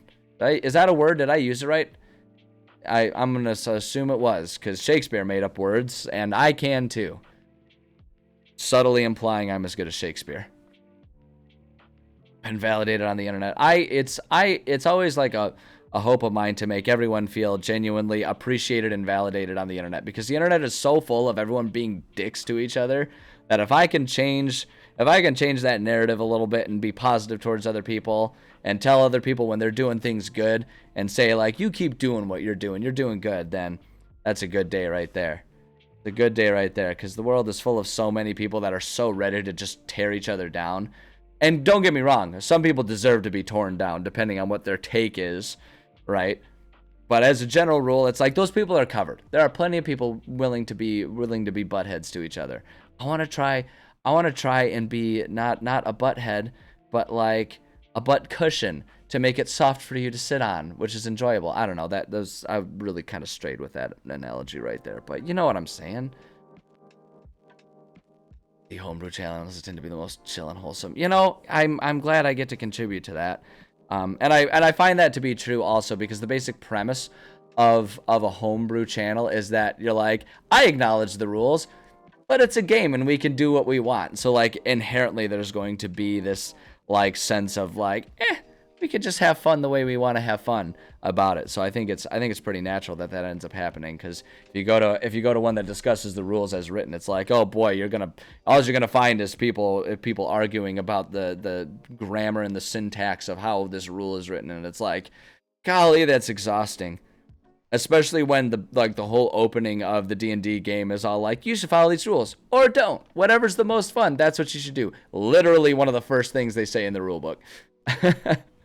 Follow our rules or don't. It's up to you. Just have fun with your friends. And then everyone gets all pissed off about it. It's like, wow, you guys will fight about anything, won't you? Oh boy. Anyway, I've done like 0 writing in all this time.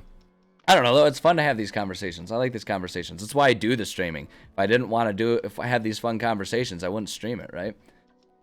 But at any rate, so I'm working on trying to get some of this background information just kind of refilled out with all of the different plot lines that are occurring within this world of mine. Some of them being, so like these two are like the main plot lines, where it starts off with our Snoll army, which is a snowland Gnoll army, which is the Snolls. And practicing giving credit where it's due, my players came up with that. I was just saying Gnolls.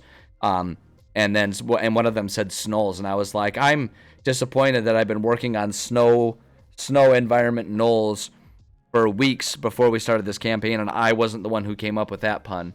But they did. They dubbed them the Snolls, and I was like, that's brilliant, and that's 100% what people would call them in this city, the Snolls. So they have to deal with the Snoll army, which actually they're going to find out eventually that the Snoll army is being led by an elemental army. And so these are kind of the same plot line, but like one merges into the other. Like once they've dealt with the Snow Army, they still have to deal with the elementals and all that kind of stuff. So I kind of gave them separate information because it's got separate groups of enemies with separate motivations and all that kind of stuff, even though they're kind of more linear plot lines that build into each other. The other plot lines are like related, but they're more parallel plot lines than they are actually like dependent on each other. And they're really good ways to add clues to one another because they can like kind of, we say parallel, but the paths might cross a little bit, and they might share intersections and all that kind of stuff. You never really know. So I want to try and finish all of these things up, and then we can work on like our random travel events, which is, all of this is related to the what side of things within this whole region template that I'm working on. The what being, what are the problems in this area, and also what is there to do, right? So it's like, what are the problems are just going to be like the overarching issues of like, what are the main plot points? And then as far as like, what is there to do about those plot points, of like, what is there to do about those problems? That's where like the dungeon pages and stuff like that come into play, because that's where they'll find clues. They'll be able to, when we're talking about dealing with armies, they can deal with different high-ranking officials within those enemy armies and all that type of stuff. So it's like, those details will come later. But as far as like, what are the problems? These are the overarching problems that exist within this part of the world. And then the random travel events, that's like, what is there to do when they're traveling through this world, going from, like, they're not in a specific place, they're traveling from one specific place to the next, right? It's like, in my world, it's a very dangerous one. Post-unhinging, unhinging was an event that, like, all of the different realms of the world got sort of scrambled and jumbled and mixed up, which resulted in only a few stronghold cities really surviving because they had the manpower and the fortifications to survive all of the dangers, whereas the rest of the world is now called the Wilds. Super duper dangerous to go into. Only the bravest of heroes go there, which is naturally why our players spend time there. But anytime you travel from one location to the next when you're out in the wilds, you end up possibly dealing with a whole bunch of dangers, and that's what this stuff is. And filling out all this information is a process in and of itself, and I'll probably alter this table a little bit, especially because I want it to be able to go to level 10, and so I'll probably make multiple that go in increments of 5 just so there's more room to write everything, because if we try to get this to go to 20, it's going to be pages and pages long, and it's just going to be unwieldy and not all that useful. So we'll work on that when the time comes. Right now I want to keep working a little bit on just re-centering and kind of aligning with all of the basic plot points of these major plot lines and stuff that are going on. So we have saving Rhodanos, which is the city they're from. The city is under siege from, as of right now, the Snow Army. They're presently dealing with that. Once they deal with those guys, then they'll kind of figure out that, oh, wait, there's a bigger enemy at hand, which is the elementals. So we got those plot points kind of fleshed out.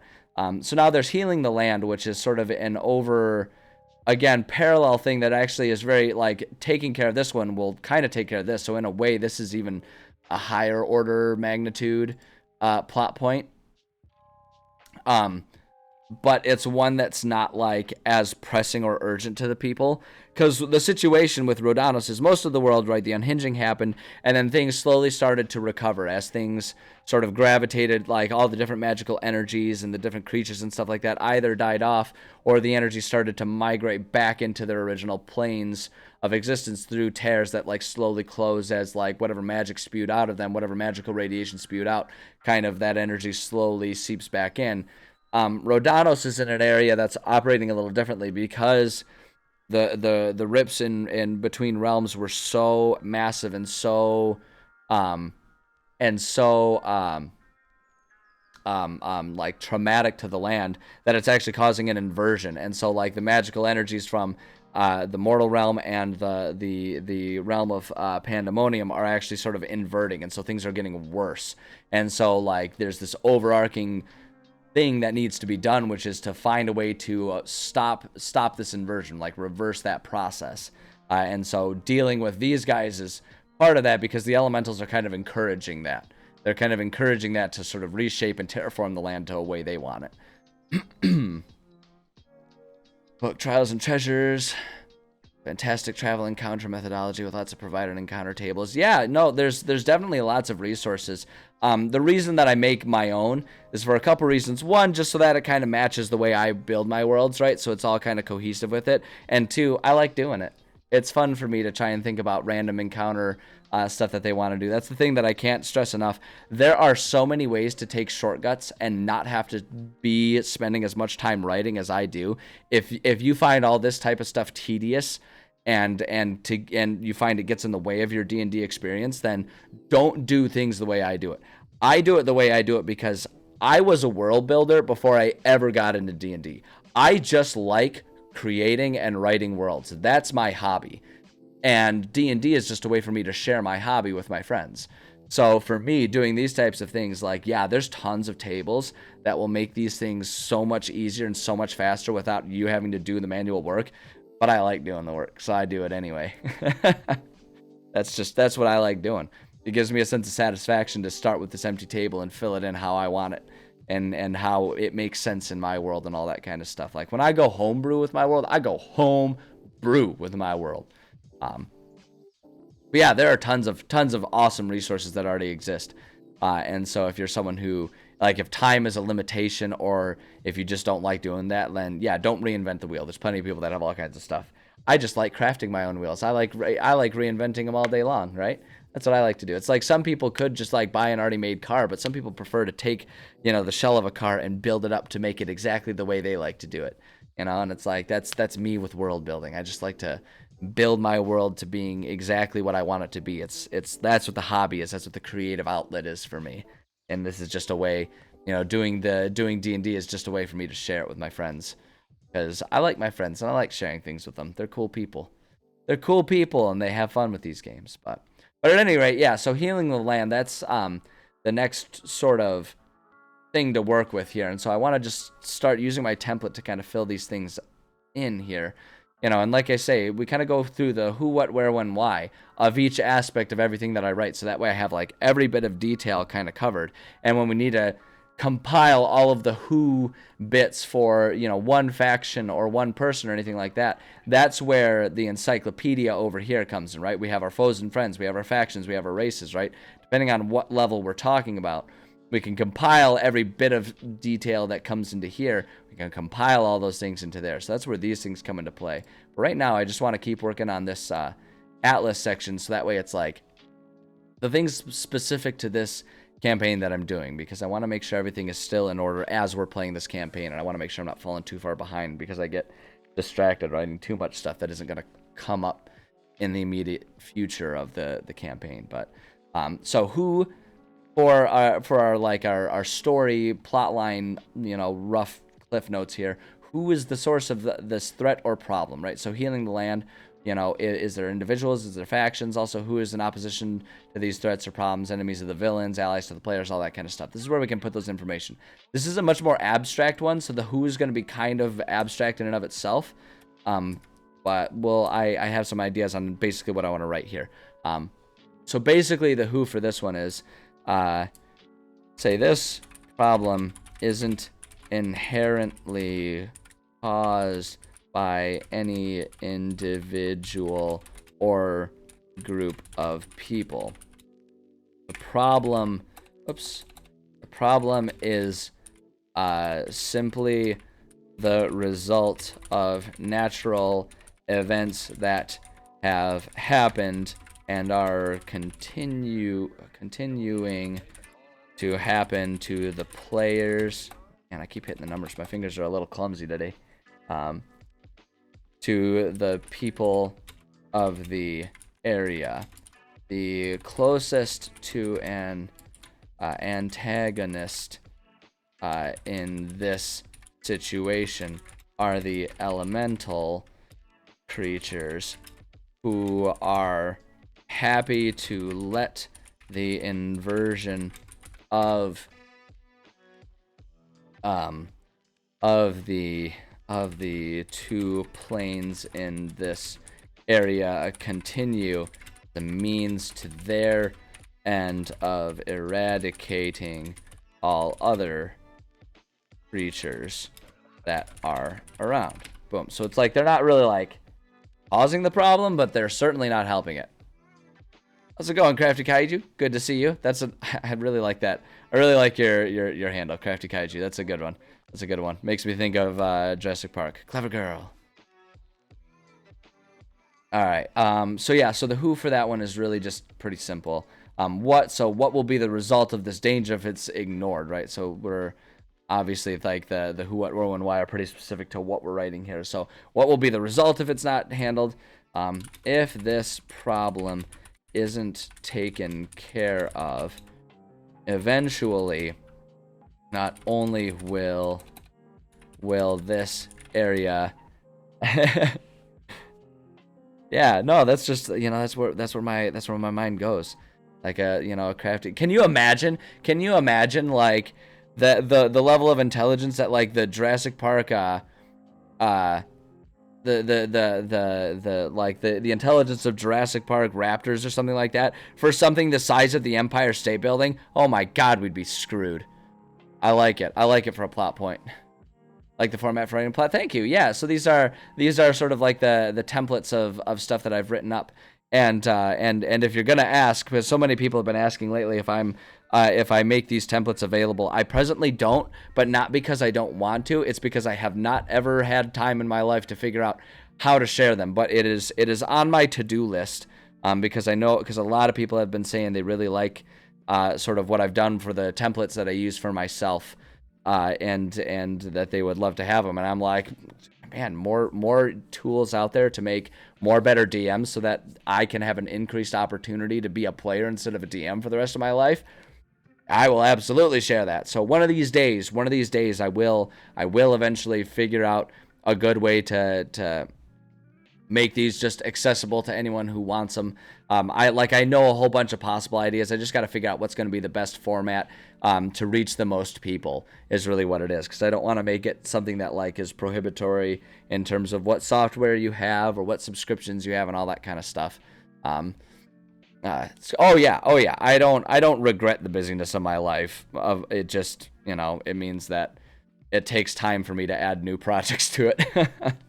I have my day job. I have family and friend and relationships and all that kind of stuff to maintain. I'm a kickboxing coach in the evenings. I do all that kind of stuff. I have my own workouts and routines, and sometime in there I need to be able to sleep, eat, and have my own hobbies.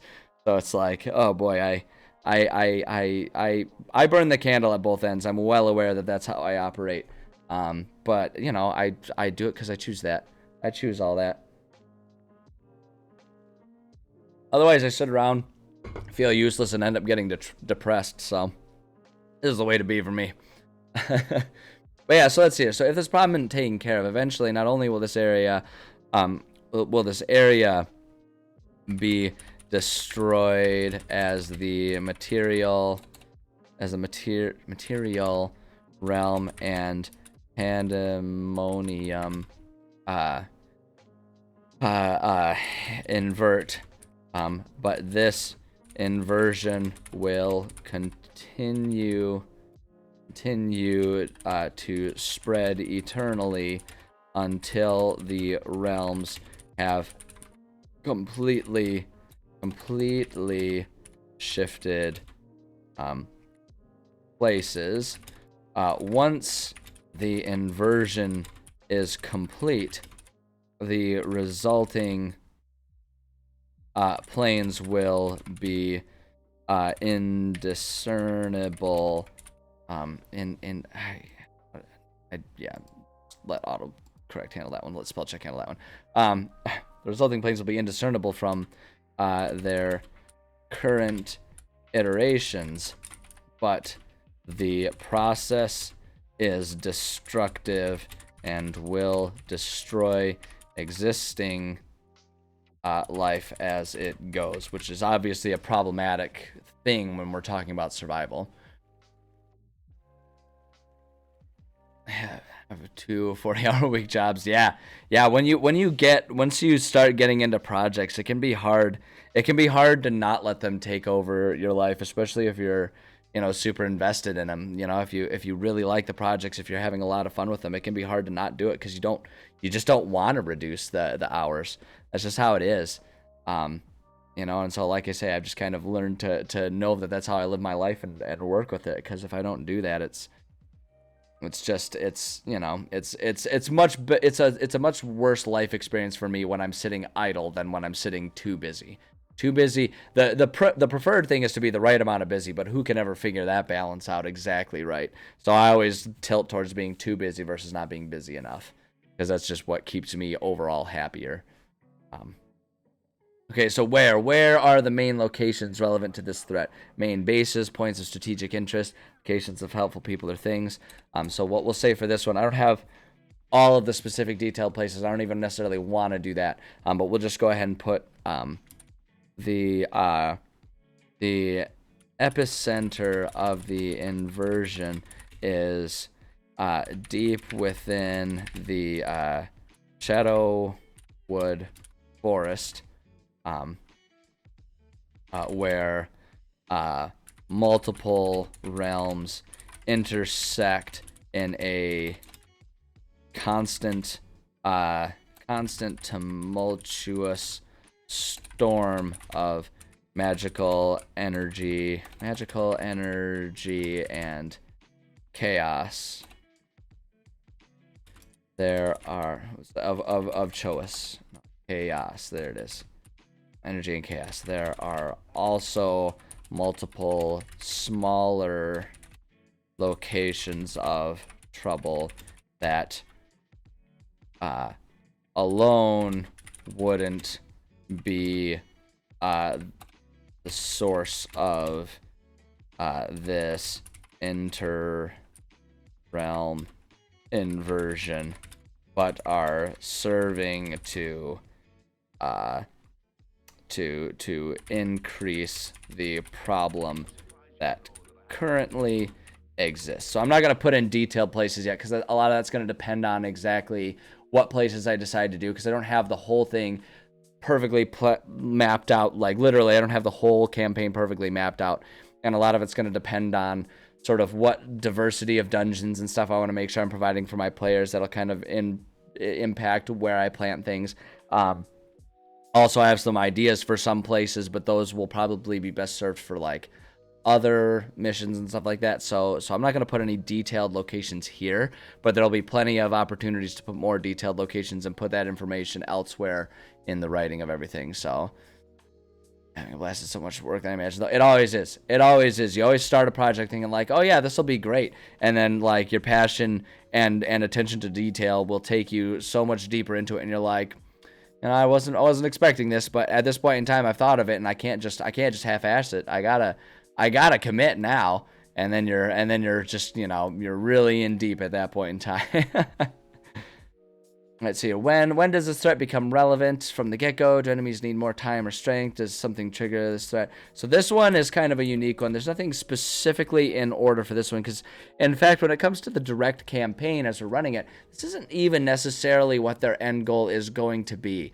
They have a different end goal that just sort of runs parallel to this one. And my thought is to make sure I'm providing enough details that they can kind of start to understand the nature of this threat, and they can decide whether or not they want to make it their problem or not.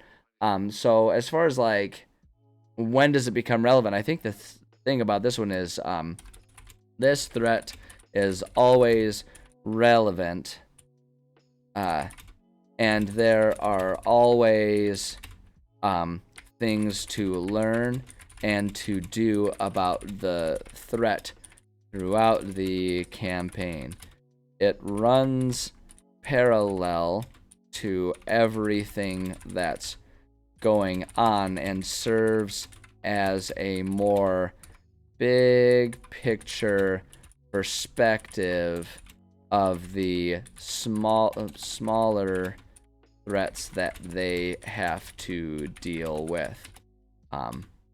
If they want to directly do something about this, it will be an end game situation, and all other events are just clues and resources that can be used during such an end game push based on what they find and want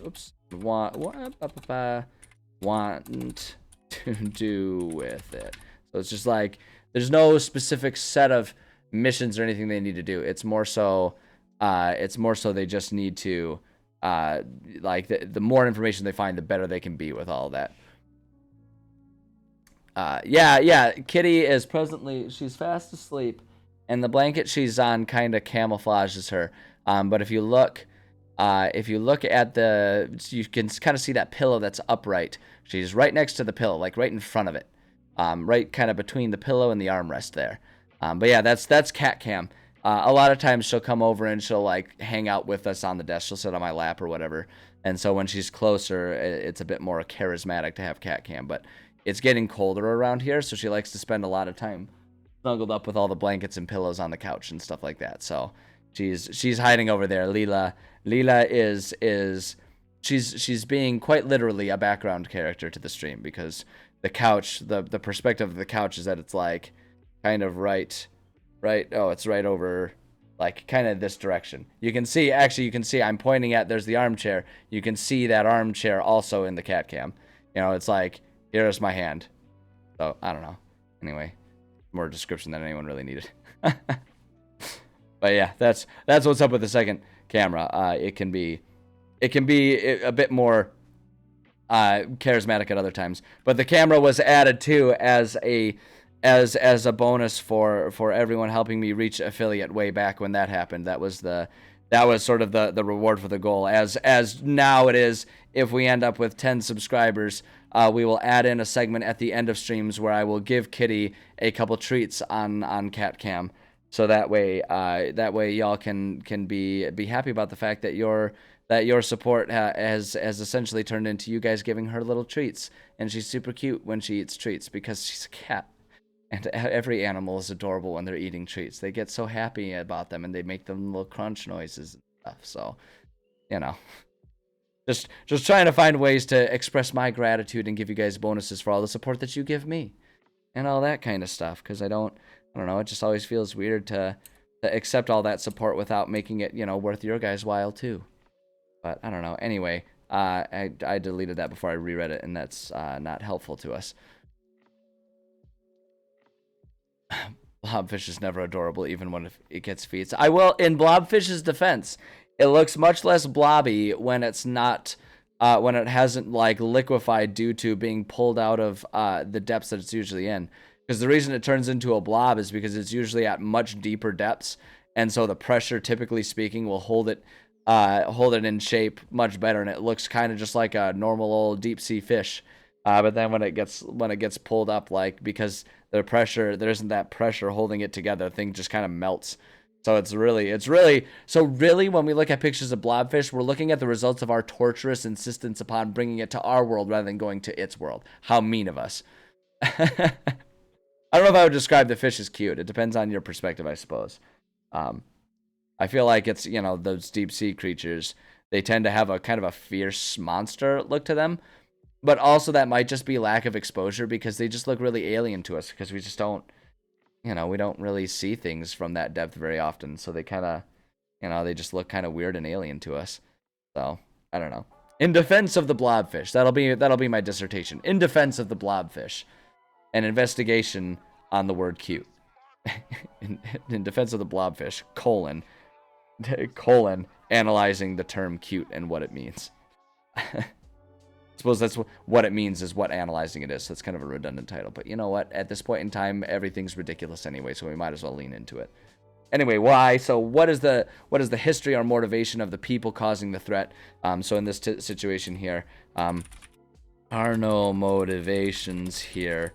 This is simply one of the more catastrophic events of the unhinging.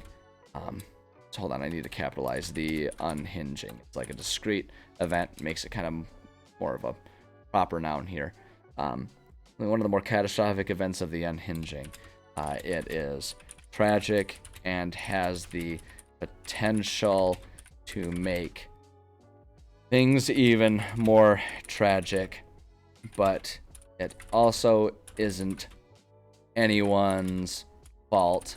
Not even the elementals who are now taking advantage of it, right? So it's like no one caused the unhinging. Well, at least no one on the planet surface or anything like that.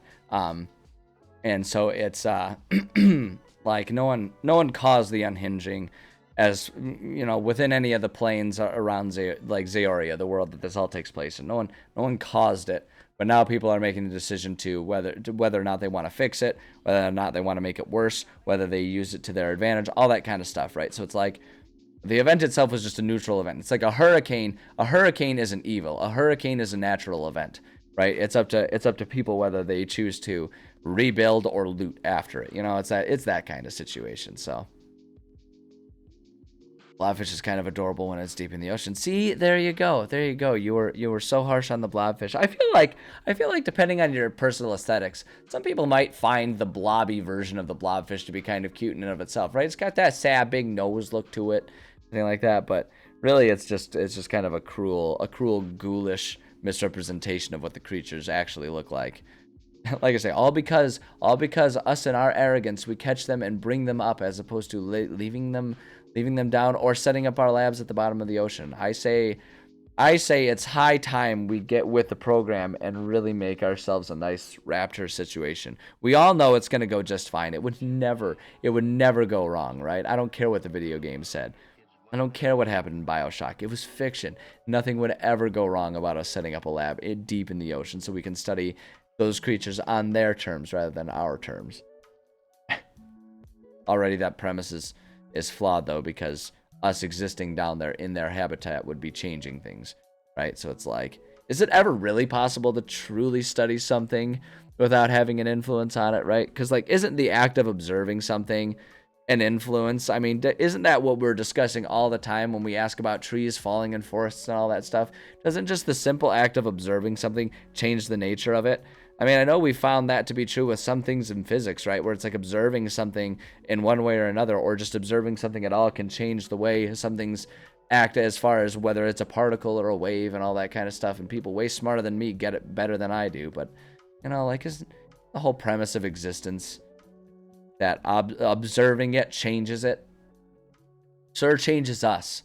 When I observe horrific things, it changes me for the worse.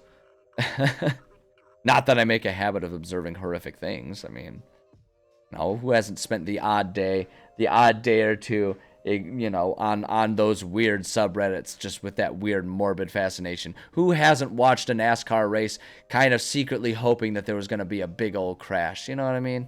Who hasn't done that? Who among us? Who among us? You know, who among us is prepared to cast the first stone? Anyway, I'm gonna get off my high horse here. Only true in quantum mechanics. Yeah, it's true, it's fascinating, and it's confusing to me, and it's why I will never be a physicist. Things always get deep when you start with D&D. That's the beauty of D&D. It gives us a fictional setting so that we can have the freedom to examine complex thoughts, right? Because we don't have to deal with the existential complications of knowing that we would think about or do or observe these things in the real world. We have a fantasy playground with which we can explore everything under the guise of it being a hypothetical that we would never do in real life, right? As soon as you examine it in real life, it gets too real, and suddenly you have to deal with the existential process of recognizing, like, if I can imagine this thing in real life, perhaps I can create this thing in real life. And that's when, you know, all the intrusive thoughts start coming in, and you can just sit there and stare off into space in a completely lost state of existential horror as the world swirls around you and you lose track of time and space. Much better to just go ahead and imagine, be like, it's fine though, because we're talking about imaginary dwarves using magic, and obviously it's not real, so all these thoughts about horrifying things aren't real in my mind too. Anyway, I have to pee, so I'm gonna run a quick break. I'm gonna run just like a 2-minute ad break, so we're gonna have a good chunk of time when I get back to not have commercials for all you guys here. Oh, that's another perk for subscribers. You guys get a playlist of retro ads from the 90s from my childhood rather than real ads, if you like, whenever I'm making pity whistles. So but yeah, I'm gonna run to the bathroom real quick. I'll be back in like a minute or two. It won't take long. I just, you know, it's one of those things where it's like, if I don't let it happen, it will eventually happen, and it will be dirty, and it will be unpleasant, and it will definitely be not appropriate for this streaming platform. There are other streaming platforms that people might be into that, but this isn't the one. So I'm going to run to the bathroom real quick. Sit tight. I'm going to run into some ads so that way we can have a break from them when I come back, and then we will continue working on these story templates and all that type of stuff when I return. So I appreciate your patience. Welcome to Skull Dungeon. Wow!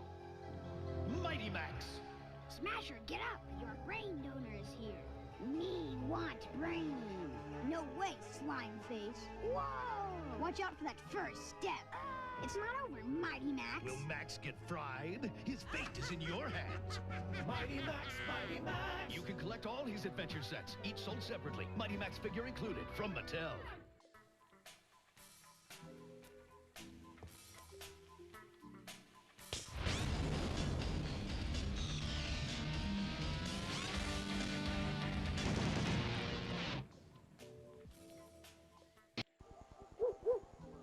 Some people are content to be entertained by simple one-color electronics. Somehow these people have just never heard of Game Gear, the multicolor portable from Sega with tons of new titles. Yeah, some people are like that, but then some people like to eat pickled pork lips.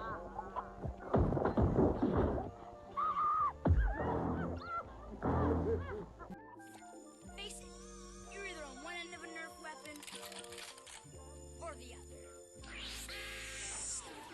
Time to choose. So, you better think about getting yourself a bow and arrow or a Nerf missile storm. Excuse me, don't you just love this? Or an arrow storm. Or a very good hiding place. Don't you get it? It's Nerf or nothing.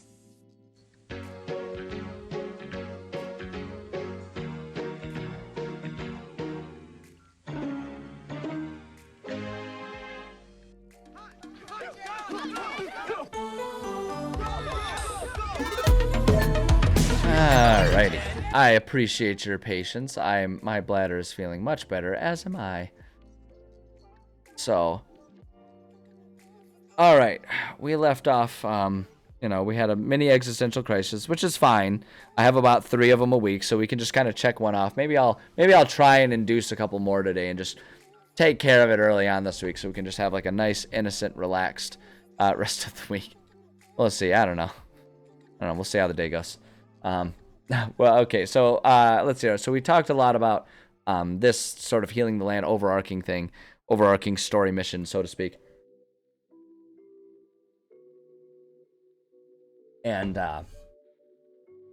yeah, so now the only other story mission that has some stuff is this one's actually this one's definitely a side story mission that's going on, and it was really actually originally born from the fact that in this campaign, just because of what my players were interested in and how we wanted to approach this game, my players didn't really want to have to worry about character permadeath, so to speak, which is understandable because you get attached to characters, and it can really suck, especially early on, if your character dies before you really have the chance to explore them.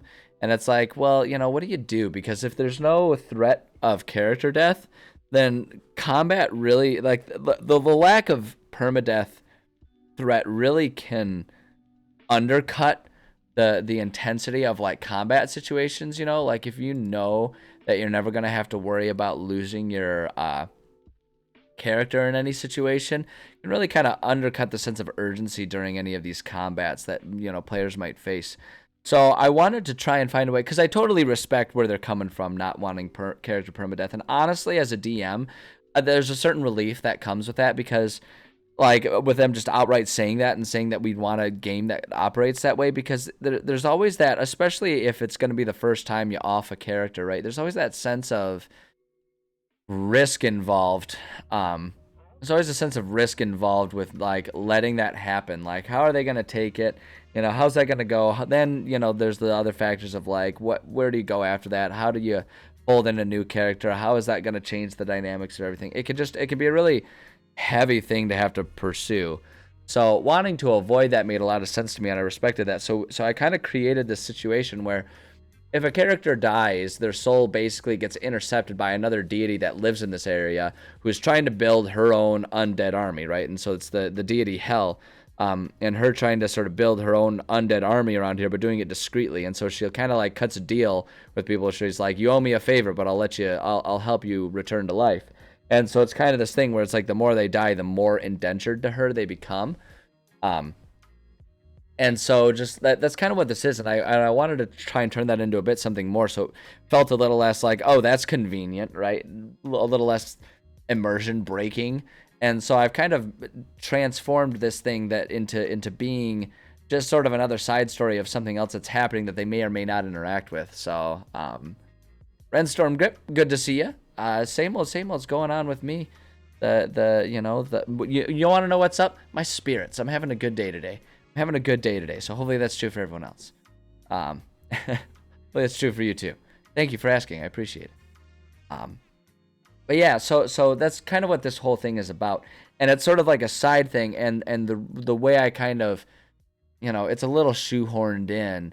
But basically the way that I have it be is something that exists outside of what actually happens to players if they die, is that, she's trying to build this army, and so she kind of just keeps her tabs on any sort of area with conflict, because it's like that's great farmland for her and like the spirit, and like kind of capturing souls that she can magically make indentured to her as time goes. So it's like she kind of has this presence by having some of her minions out and about, just keeping tabs on what's happening in the world. And so it's like this thing where it's like, then if a player dies, then suddenly it becomes a much more personal event for them to have to deal with. So tired but fulfilled. You just described my entire life experience these days. I'm so busy that there doesn't really come a time when I'm not at least somewhat tired. Like I constantly live in a state of, I could go for a nap. Right? Like, I'm not going to sit here and act like I'm exhausted and like I didn't sleep last night. I got a great night of sleep last night and I feel, alive and chipper, but like I live in a state of like, I could use a nap.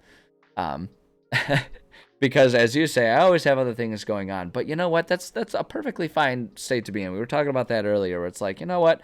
Busy isn't bad as long as it's busy with good things. And right now my life is very busy with a lot of good things. So I have a hard time really complaining about my life as it is. I still do complain because that's just who I am. I'm an ungrateful jerk. but I shouldn't. You know how it is.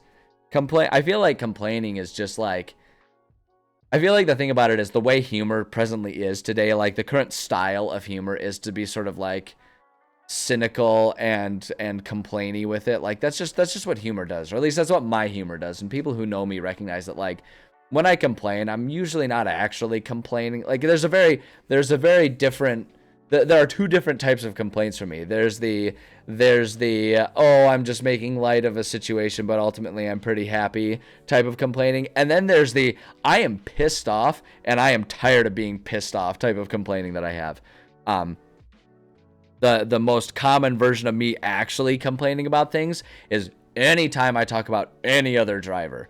It doesn't, as soon as I get in the car, I hate every other driver because there are so many people, they don't use turn signals. They ride your tail even if you're already going above the speed limit. They don't do anything right. They merge without signaling. They're complete psychopaths. They're complete psychopaths who can't follow the rules, and they make the driving experience worse for the rest of us.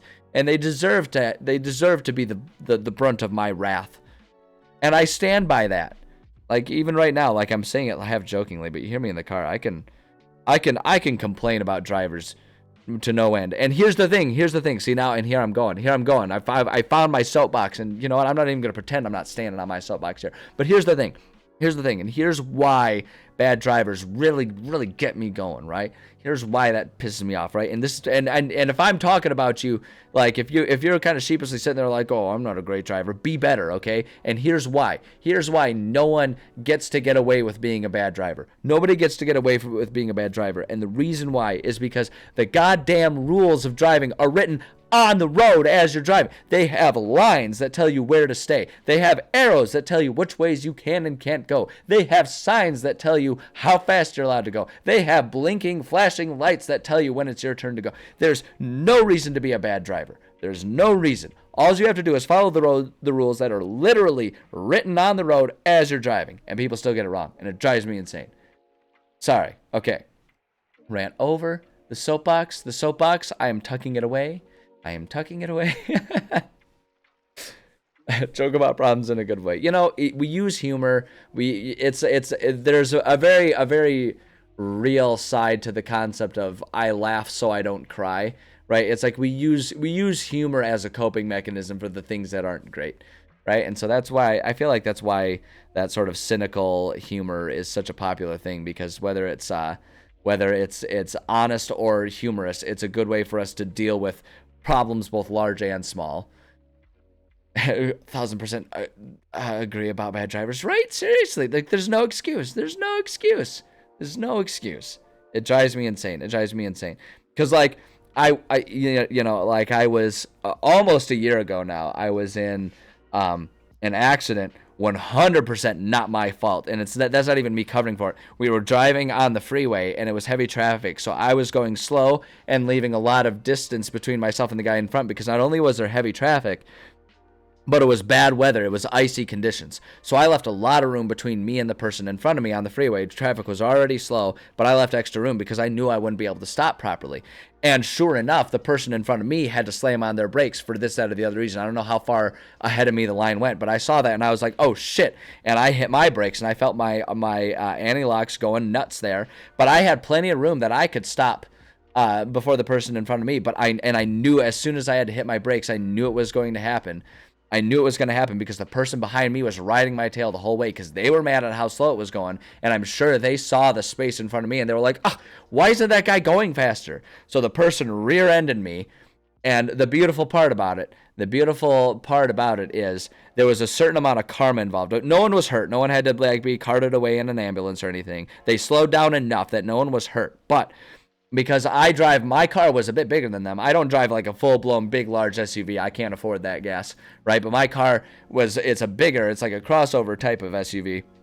And because my car was bigger than their little sedan, their car went like their front bumper or their front hood went under my car. I had a cracked bumper and a dented muffler that needed to be replaced. Their car was totaled. And you know what? They deserved it. Good job, friend. You played yourself. So, but yeah, those are the types of things that I just get so miffed about, that kind of crap, because people just don't think. They don't think. There was an accident. Careless driver, he's okay. Oh, good. Well, I'm glad he's okay. I'm glad he's okay. But yeah, the other guy got totaled. Yeah, that's it. That's like the most beautiful karma. And like my attitude was like, you know what?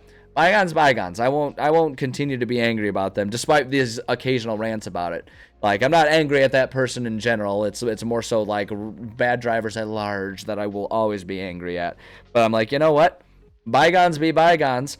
My insurance covered it. I had to pay like $100 copay to get my car fixed up. Good as new. Great to go. No problem.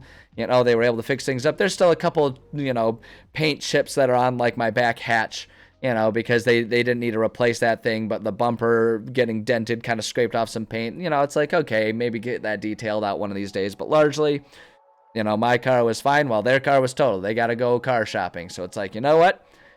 Fate, or not fate, it's karma. Karma took care of me and took care of the other guy. So, you know what? Bygones, it is what it is. But moral of the story is, guys, I'm not going to call any individuals out because I don't know whether you're good or bad drivers, but if you're sitting there listening to me ranting and you're thinking to yourself, oh boy, he probably wouldn't like being in the car with me, then be better. Because I don't need you to be the perfect driver.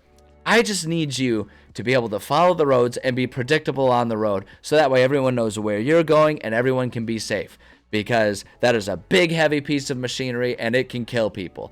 Don't be the source of people getting injured and dying.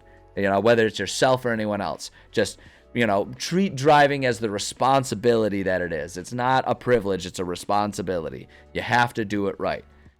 End of rant. End of rant. That's one of the few things that I'll go ahead and get on people's case about. If they're a bad driver, I'll be like, you need to do better, because this is literally a life and death situation. We've grown so accustomed to it, especially in America, because, you know, the oil companies are so hell-bent on making sure we never have public transit that we all rely on cars. And it's like, okay, if that's how our society is going to be, we sure as hell better take that seriously, because just because that's the baseline does not mean that you can just flippantly treat it like nothing. The big serious issue. Okay, sorry, I accidentally snuck that soapbox back out. Okay, I'm done talking about it. I want to write fantasy things. That's more fun. It's more fun. I'll write my bad driver manifesto another day. I'll declare war on crappy drivers some other day. Today is not the day. So dealing with hell. So who is the source of this third problem? So the obvious source of this particular issue is Hell herself.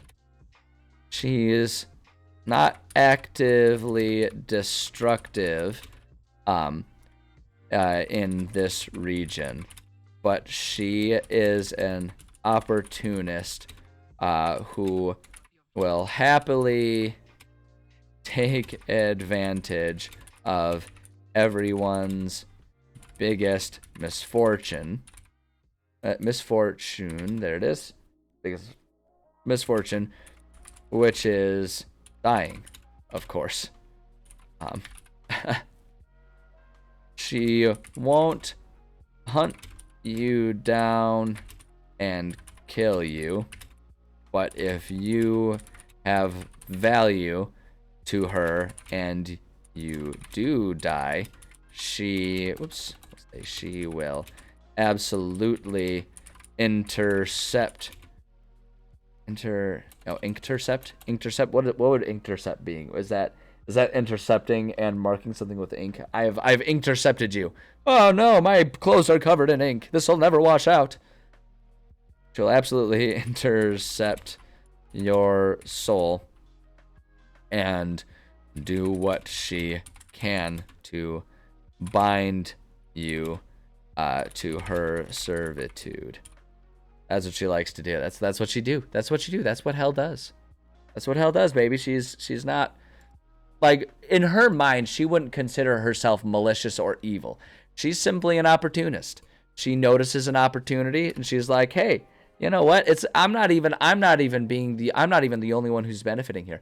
I am letting you take your biggest misfortune and get a reset on it. If you die, I am able to bring you back to life, and I will happily do that, just for the small fee of being slightly, you know, indebted to me.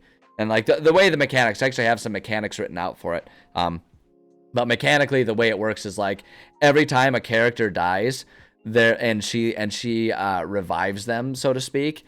She'll revive them. She's got like a network of graveyards that she's like marked, and so essentially she'll like you'll be revived. Your body will be resurrected in one of those locations. You'll come back to life, and you'll be slightly more undead in nature, right? So it's like the first time it happens, it's just like, oh yeah, you're really sensitive to bright light. Like, you're really sensitive to bright light, and you find that you're more comfortable in the cold, right? And it's like, it kind of starts that way until it gets to a point where it's like, you're clearly a zombie. You're clearly a zombie, and you're so indebted to her that it really hurts when you're not in her presence. You know, it's like, it kind of gets to that point. It slowly grows. And so the idea is that if it happens to players, it'll become a bigger and bigger problem for them to then have to decide whether or not they consider the character abandoned, or they go on some sort of mission to deal with hell and take care of it. So that's like what the mission is, dealing with hell. It's like, you know, it may or may not happen, but if it does, they'll have to think about it. It's like, okay, do they go cut a deal with her and in some way, shape, or form provide something so that she'll release the individual soul, or can you kill her? And like, if you do all that kind of stuff, does that mean that your revived soul dies? Because it's basically necromancy that she's doing. So it's like, are you bound to her being alive for you to stay alive? Will you die if you do this thing? If so, will you have to manage all those things? And those are all types of things that I don't really have exactly planned out, right? It's like not necessarily this idea that, oh, definitively if she dies, then your character dies too. but it's like that's basically what it is, and it's going to be a yes and situation where it's like, because like the idea is I want the players to not know, and basically whatever conclusions they come up with, this is the situation where I'd kind of be like, that's what they've come up with, that's what their solution is, yeah, we'll go with it, and just make sure the challenge is appropriate for it. So at any rate, that's basically what's going on with this one.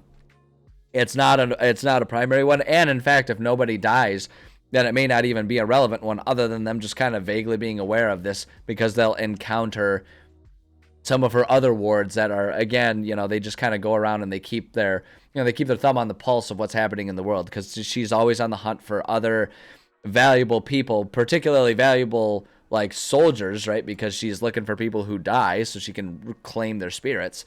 So she's always looking for valuable spirits that she can like intercept and claim as her own, so she can slowly build up her army. Her goals are very long term too. It's not like, you know, by the time we get to the end of level 20 here, she's going to have her army. It's more so like, yeah, this is an ongoing thing, and they can either nip it in the bud, or, you know, in theory, a couple 100 years from now, she's got a big enough army that she decides to go ahead and wage war on the rest of the area so that she can have a bigger domain for herself. It's like, you know, she's just kind of there, and she's patient. She's a patient kind of deity, the way I've got her existing in my world. So at any rate, that's what's going on. So the what, as in what will be the result if this danger is ignored. And so this is where we can just kind of write down within the scope of this campaign, not much. We'll go ahead and say Hel is a very patient deity. Deity who is operating on a much more long-term basis. She will have a larger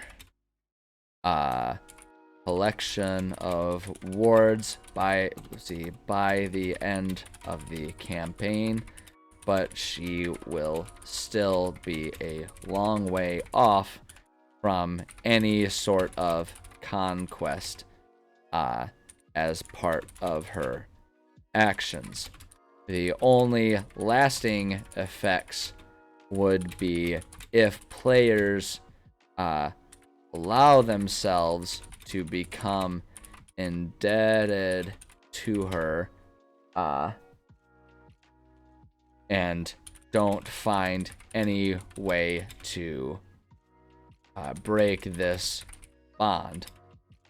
As time goes on, the character will feel the pull to her and her domain, right? It's not like a domain is in like a interplane or a different realm or something like that, but domain isn't just like the sort of camp that she set up for herself. As time goes on, the character will be able to pull to her and her domain growing stronger, and the results of this are more of an implication unless they die and are revived multiple times, which will eventually lead to a loss of free will due to the extent that they are pulled to her. So that's, I don't know, that's not the best narrative I've ever written, but mechanically it covers everything that's about this. So it's like, basically, unless they become indebted to her and let that continue to become a stronger and stronger pull to them, which will eventually impact their ability to do whatever they're doing with the rest of the team. And that's kind of the sinister part about it, like, because the way she does it, like, she's a grifter, right? She's definitely a bit of a con artist about this, where she'll, like, as you're dying, she'll intercept your soul, and she'll never force anyone to do it. If they say, no, I don't want to, she's like, okay, off to the afterlife you go. And she's fine with that, because, like, in her mind too, she needs someone who has a strong urge to live. If she wants a dedicated, loyal group of like servants, one of the requirements is they have to want to survive because if they're content with dying, then that doesn't help her at all, right? She doesn't need dead people. She needs people that are desperate to live forever and ever, right? That helps her with like whatever militaristic goals she might have in the future. So like if anyone chooses, like they say like, no, I don't think I'll take your offer, she's like, okay, off you go, and she'll just kind of usher them off into the afterlife. But like what she'll do is she'll be like, she basically presents the deal. She's like, I can bring you back to life. You just owe me a favor. And that's how she says it. She's like, you owe me a favor. It is a bit, and like she'll even admit, she's like, it's a bit of a risk because you don't know exactly what that favor is or when it's gonna come. But what, you know, it's a very Godfather-esque type of thing. It's like, one day I may ask a great favor of you, right? And so that's the idea. She's like, I you know, you owe me. I'm not collecting right now. There's no monetary transactions. It's just if I have need of you, I will call, and I expect you to answer, right? And so it's like the first time it happens, the players won't even really feel that much of a pull towards her, right? Because she's not admitting that really what it is she's magically binding their spirit to her. So she's kind of like, you know, the favor is essentially she doesn't collect on any of that, but there's like a magical bind that will compel them to follow through on their end of the deal. And the more they die, the more and she'll just be like, she basically just kind of keeps she kind of doubles down on the deal. If they die again, she's like, I will continue to bring you back to life. Just recognize that, you know, the favor you owe me has grown in magnitude, right? And she'll just kind of say that. And like as things go, players will eventually become aware of the pull that they feel to her and the difficulty they have operating not as one of her wards, as well as the fact that they're again becoming more and more undead. So that's kind of like that meant to be the sinister part of her. So whether or not they actually deal with her really depends on their decisions, whether they live or die throughout other campaigns and stuff like that. So they may never ever interact with Hel. And I think that's kind of what makes it a fun side quest. Is like, this may be relevant and it may not be. Yeah, so where are the main locations relevant to this threat? So this is one thing that I have kind of mapped out. And so we'll say Hel has claimed, has claimed a long abandoned castle along the coast of the, what did I call it? What did I call it? It was the Ice Float Sea, I believe. Hold on, let me pull up the map here that we've been working with just to make sure I'm staying properly consistent with our naming conventions. An important thing, obviously, for obvious reasons. Let's see what we need here. This is the map that we're presently working with, and I think it has everything labeled as I need it. Yeah, yep, so Ice Float Sea is where they are. Her castle is kind of up along here. Is where she is. It's like there's like kind of this coastal area, and there's a long since dead and abandoned castle city, and that's where she set it up. And like the idea is like she's got presently enough wards to fill the castle and the castle grounds. She wants to have herself an entire undead city, right? She wants to take over the whole city that this castle up here is presently built around, and she wants to eventually turn that to a city so that eventually she can have the army to kind of move south and then claim Rhodanos, which is the largest city in the area, and slowly start to conquest is her idea. She wants to claim this world for her own. So she kind of has the same wants and desires as the elementals that also want to claim this area. The elementals are kind of set up over here, right? That's where like the big rift that is causing the inversion of the worlds that we were talking about before is. And so like the elementals and Hel are kind of one and the same. The difference is the elementals want it now, and they want to take advantage and they want to utilize this this growing inversion, whereas Hel, I always imagine she's even aware of what's going on, but she has zero interest in the inversion. She's like, that doesn't help me one way or another, because if it becomes too damaging, I'll just retreat back to the 9 Hells, which is kind of where I imagine she's from within the pantheon of my world. She's like, I'll just retreat there and wait for this whole inversion thing to stop, and then I'll go back to the mortal realm and continue my work, right? Or start fresh if that's what it needs to be after the inversion. She's like, I've got all the time in existence. I can do whatever I want, and so I'll be patient about that. But ultimately, she'd almost rather that it don't happen, that the inversion doesn't happen, because she has already put in a lot of work. But largely speaking, she's kind of beside those things. She's like, I've got bigger plans that are going to take longer anyway. Those elementals can do what they want. They'll eventually burn themselves out. She's kind of thinking about things from like, you know, a centuries long standpoint. She's like, these elementals, they won't last long. So she's doing her own thing. So she's just kind of passively watching to see how things pan out, taking advantage of it to build her own army. But at any rate, the information I needed was it's the ice float sea along the coast of the ice float sea. I talk about it a lot, and it's pretty obvious.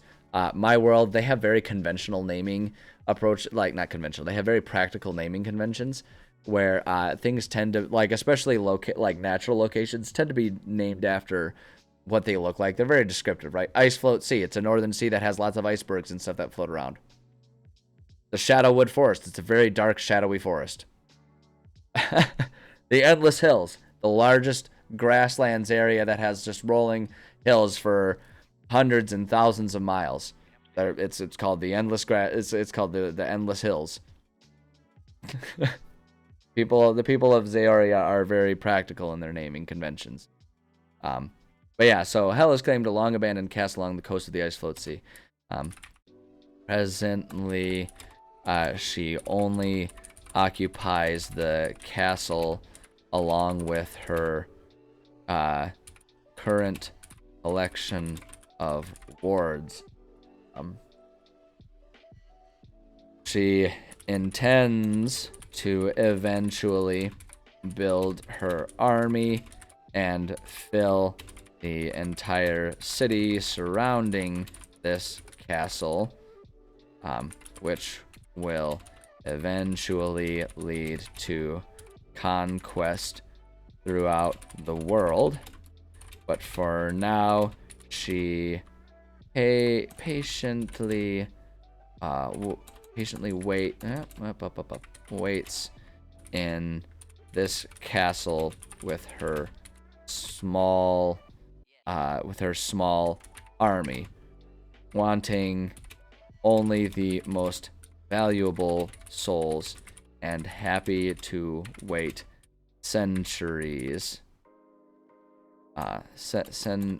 Centuries, if that's how long it takes. Boom. Okay, so now when does this threat become relevant? There are hints and interactions with Hell's wards throughout the entire region and campaign to drop small clues about her existence. Good lord, existence. I'm having trouble typing today. I'm clumsy with my keystrokes.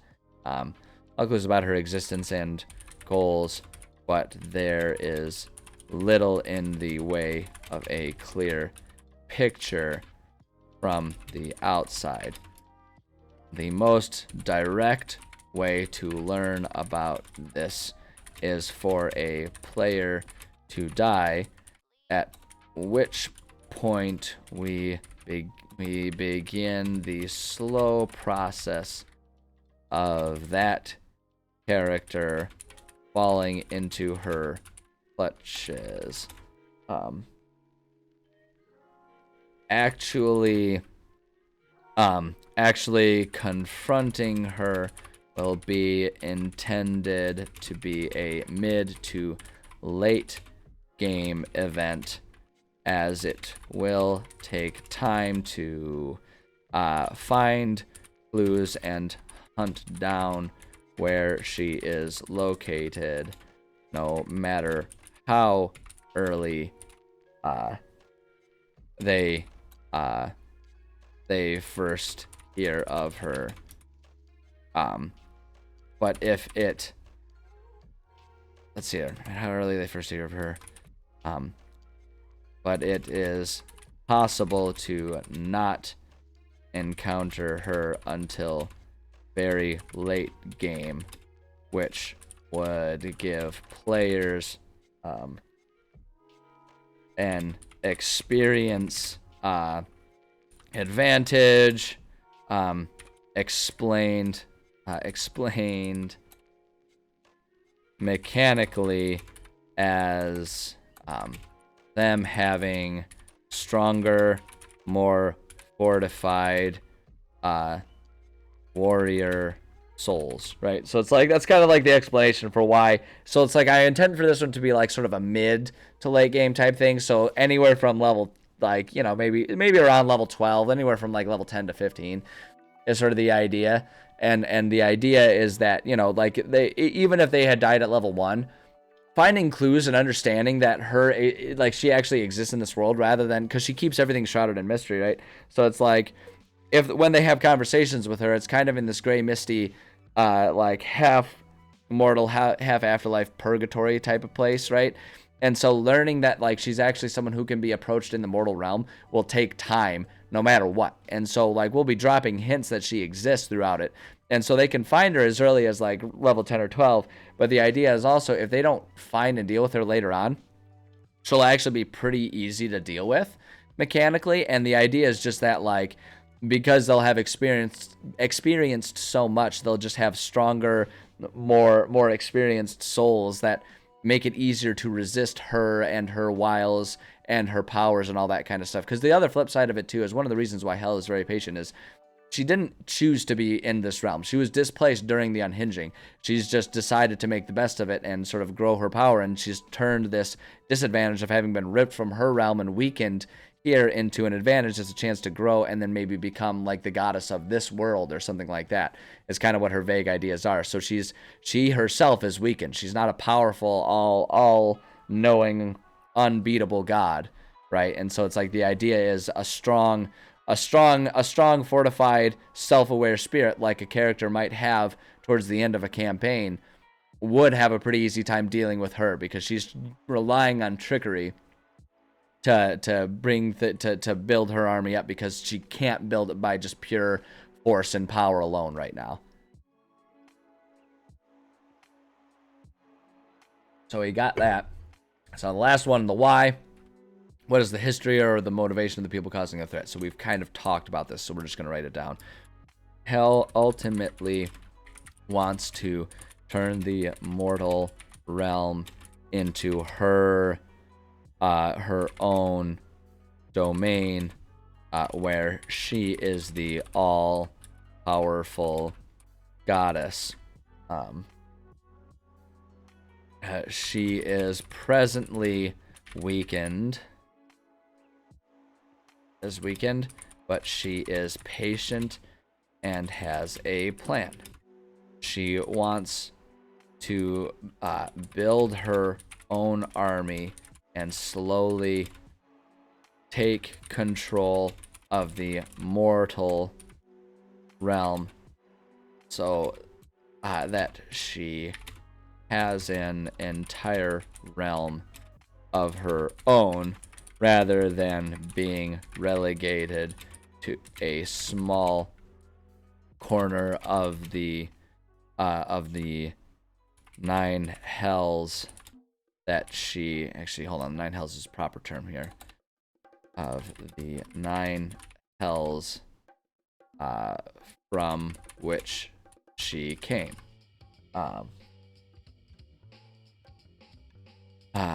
Yeah, I mean, that's pretty much it. She will patiently grow her army to achieve this, and truly believes that she is capable of it. So that's pretty much what her motivation is. She wants to be a queen of her own domain. She's tired of having just like a corner of one of the 9 hells, right? She's tired of her existence being relegated to just like a small kingdom. She wants a realm, like, and it's kind of one of those things where it's like she kind of never realized that she wanted or had that potential, but then being displaced and being in this mortal realm and kind of realizing that once she's recovered, she'll have a lot of advantages and power within this realm, right? Being a creature, a deity, you know, born of magical energy, now in the mortal realm, that kind of makes her, that gives her an advantage so long as she can sort of slowly grow and regain her magical power and reamass the magical energies that she is largely composed of, right? Being a magical, ethereal creature as opposed to being just a mortal creature. And so that's her idea. That's her goal, is to be able to amass that power and become like the goddess of the mortal realm. And she believes she can do that because she's kind of looking long term and is willing to bide her time. And the idea is that, like, in terms of just power levels or whatever you want to call it, she would be capable of it. The question comes into play, would she be capable of it should anyone else decide to raise an issue with that, right? So if the players raise an issue with that, is she powerful enough to withstand the players? If other deities raised issue with that, would she be powerful enough? It's not as clear. It depends on how long she has to grow her power and strength and all that kind of stuff. But that's what her belief is. That's what she wants to do. And so that kind of gives her motivations. And it's important to understand villain motivations, because then when we're writing out specific detailed events or moves that any of these NPC characters will take, you know, if we understand and we keep track of what their motivations are, ultimately, it becomes much easier to keep those things consistent and make sure the character makes sense, right? If we understand what do they want, what is their goal. Otherwise, that's when you kind of end up with characters that end up doing things that don't always make sense, right? If you don't understand what those characters' motivations are, right? It's such a joking line to say. It's like, but what's my motivation, right? It's like we all joke about actors saying that, but it makes sense why an actor would care about that thing, because it defines how they act, what they want to do, and all that kind of stuff. And the same goes for writing an NPC. If you understand what their motivation is, it makes it much easier to understand how they'll react to a certain thing players do. And what's best about that is it makes it so you can understand that without having to write it out. You don't have to write down a playbook for each action players can make about, like, oh, if players do this, then this person will react this way. But if they do this thing, that person will react in a different way. You don't have to do that. You just know what their goals are. So it's like, if players do something that is helpful to that goals, to those goals, the NPC will like them. If the players do something that get in the way of those goals, the NPC won't like them. If players do a whole bunch of things that don't impact those goals, those motivations in any way, shape, or form, then they just largely don't care, right? They largely don't care, and that's kind of the interesting thing about Hel. Because she has such a long-term perspective on things, she doesn't really care about the players as far as what they're doing. She's pretty indifferent about it. She's like, you guys can do whatever you want. You're going to be long dead by the time, you know, my plans are really coming to fruition. Everything you guys do just kind of changes exactly how I prune this plant of an idea of a goal that I have growing here. And so she's pretty indifferent towards players unless a situation arises in which they can become helpful to her, in which case she's like, oh, well, maybe I will pay a little attention to you, right? And it's like, you can understand that no matter what their actions are. It's like the players go and are in the middle of war with the elementals. Hel doesn't care. She's kind of like, yeah, it's whatever. Players die, you know, a player character dies in an epic battle after taking down like 17 enemies, and then they are finally bested, right? And it takes that much. She'll kind of look at that and be like, oh, well, that would be a pretty helpful person to have in my corner, right? So let's go and go ahead and do that. And then if the player agrees to it, oh, she'll be very happy about that. She'll be very happy about it. Whereas if they deny it, you know, she'll play it off and be like, oh, it's fine. But in reality, she's going to be pretty upset by that. So it's like, understanding those motivations make it a lot easier to be prepared for every situation without having to plan out every situation. Because also the other thing about it, that's impossible. Players are so chaotic and they'll do whatever the hell they want. It's impossible to plan for everything. So, but yeah, so that's good with that. So not as much in terms of physical writing, but lots of discussion, lots of really good discussion, and still plenty of progress done. This is still on par, if not more writing than I would have done with my older templates. Like, this is still a lot more accomplished than I feel like I normally got with the old templates. So I'm very pleased with this. I'm very happy with this template and how everything's working. I'm having a really good time with it. But the reason I'm saying all this, as you may have guessed, is I'm looking at the clock and it's getting about time for me to go ahead and take my break. So let me bring us to just chatting and I'll tell you guys what happens next here. So what I'm going to do is I'm going to take about an hour-long break. I'm going to rest my voice a little bit, take care of a couple things around the apartment. And then in about an hour, I'll be back, and we're going to play some video games. We're going to change courses a little bit. I try to not spend too much time trying to write in one day. So it's I try to not do too much, because that's when you can start kind of getting that fatigue, and, you know, I just get worse and worse at writing and stuff like that. So we're going to take a break, and then we're going to come back. We're playing Fallout 3 right now. And so we're gonna kind of keep that going. So I'll have a link to a PDF on creating a perfect villain. Ooh, good. Very topical. Very topical. Yeah, I'll take a look at that, and that can be really helpful for for anyone else looking for tips and stuff in the Discord. So that kind of leads to one of the other things too. If you want to get notifications about when I'm going live again this afternoon, or just in general, obviously following on Twitch here is perfectly functional, but also I have a Discord server that that you guys can that you can follow on, and you can get notifications. I put notifications about if I have to cancel streams or when I'm going live there. You can also follow me on Twitter. I always put a little note up on Twitter when I'm going live. So whatever your preferred method of getting notifications are, you can follow those. But yeah, that's what we have for today. I'll be back in a little bit to do some streaming. My usual streaming schedule, just to put it out there for people. Monday, Tuesday, Thursday, Friday. I start at around 9 a.m. Eastern Time Zone is when we try to do some writing. We do that for a few hours until about noon Eastern Time. And then take an hour break and then come back in the afternoon for some gaming. Trying to switch, we do gaming from about 1 to 4 p.m. Eastern Time Zone.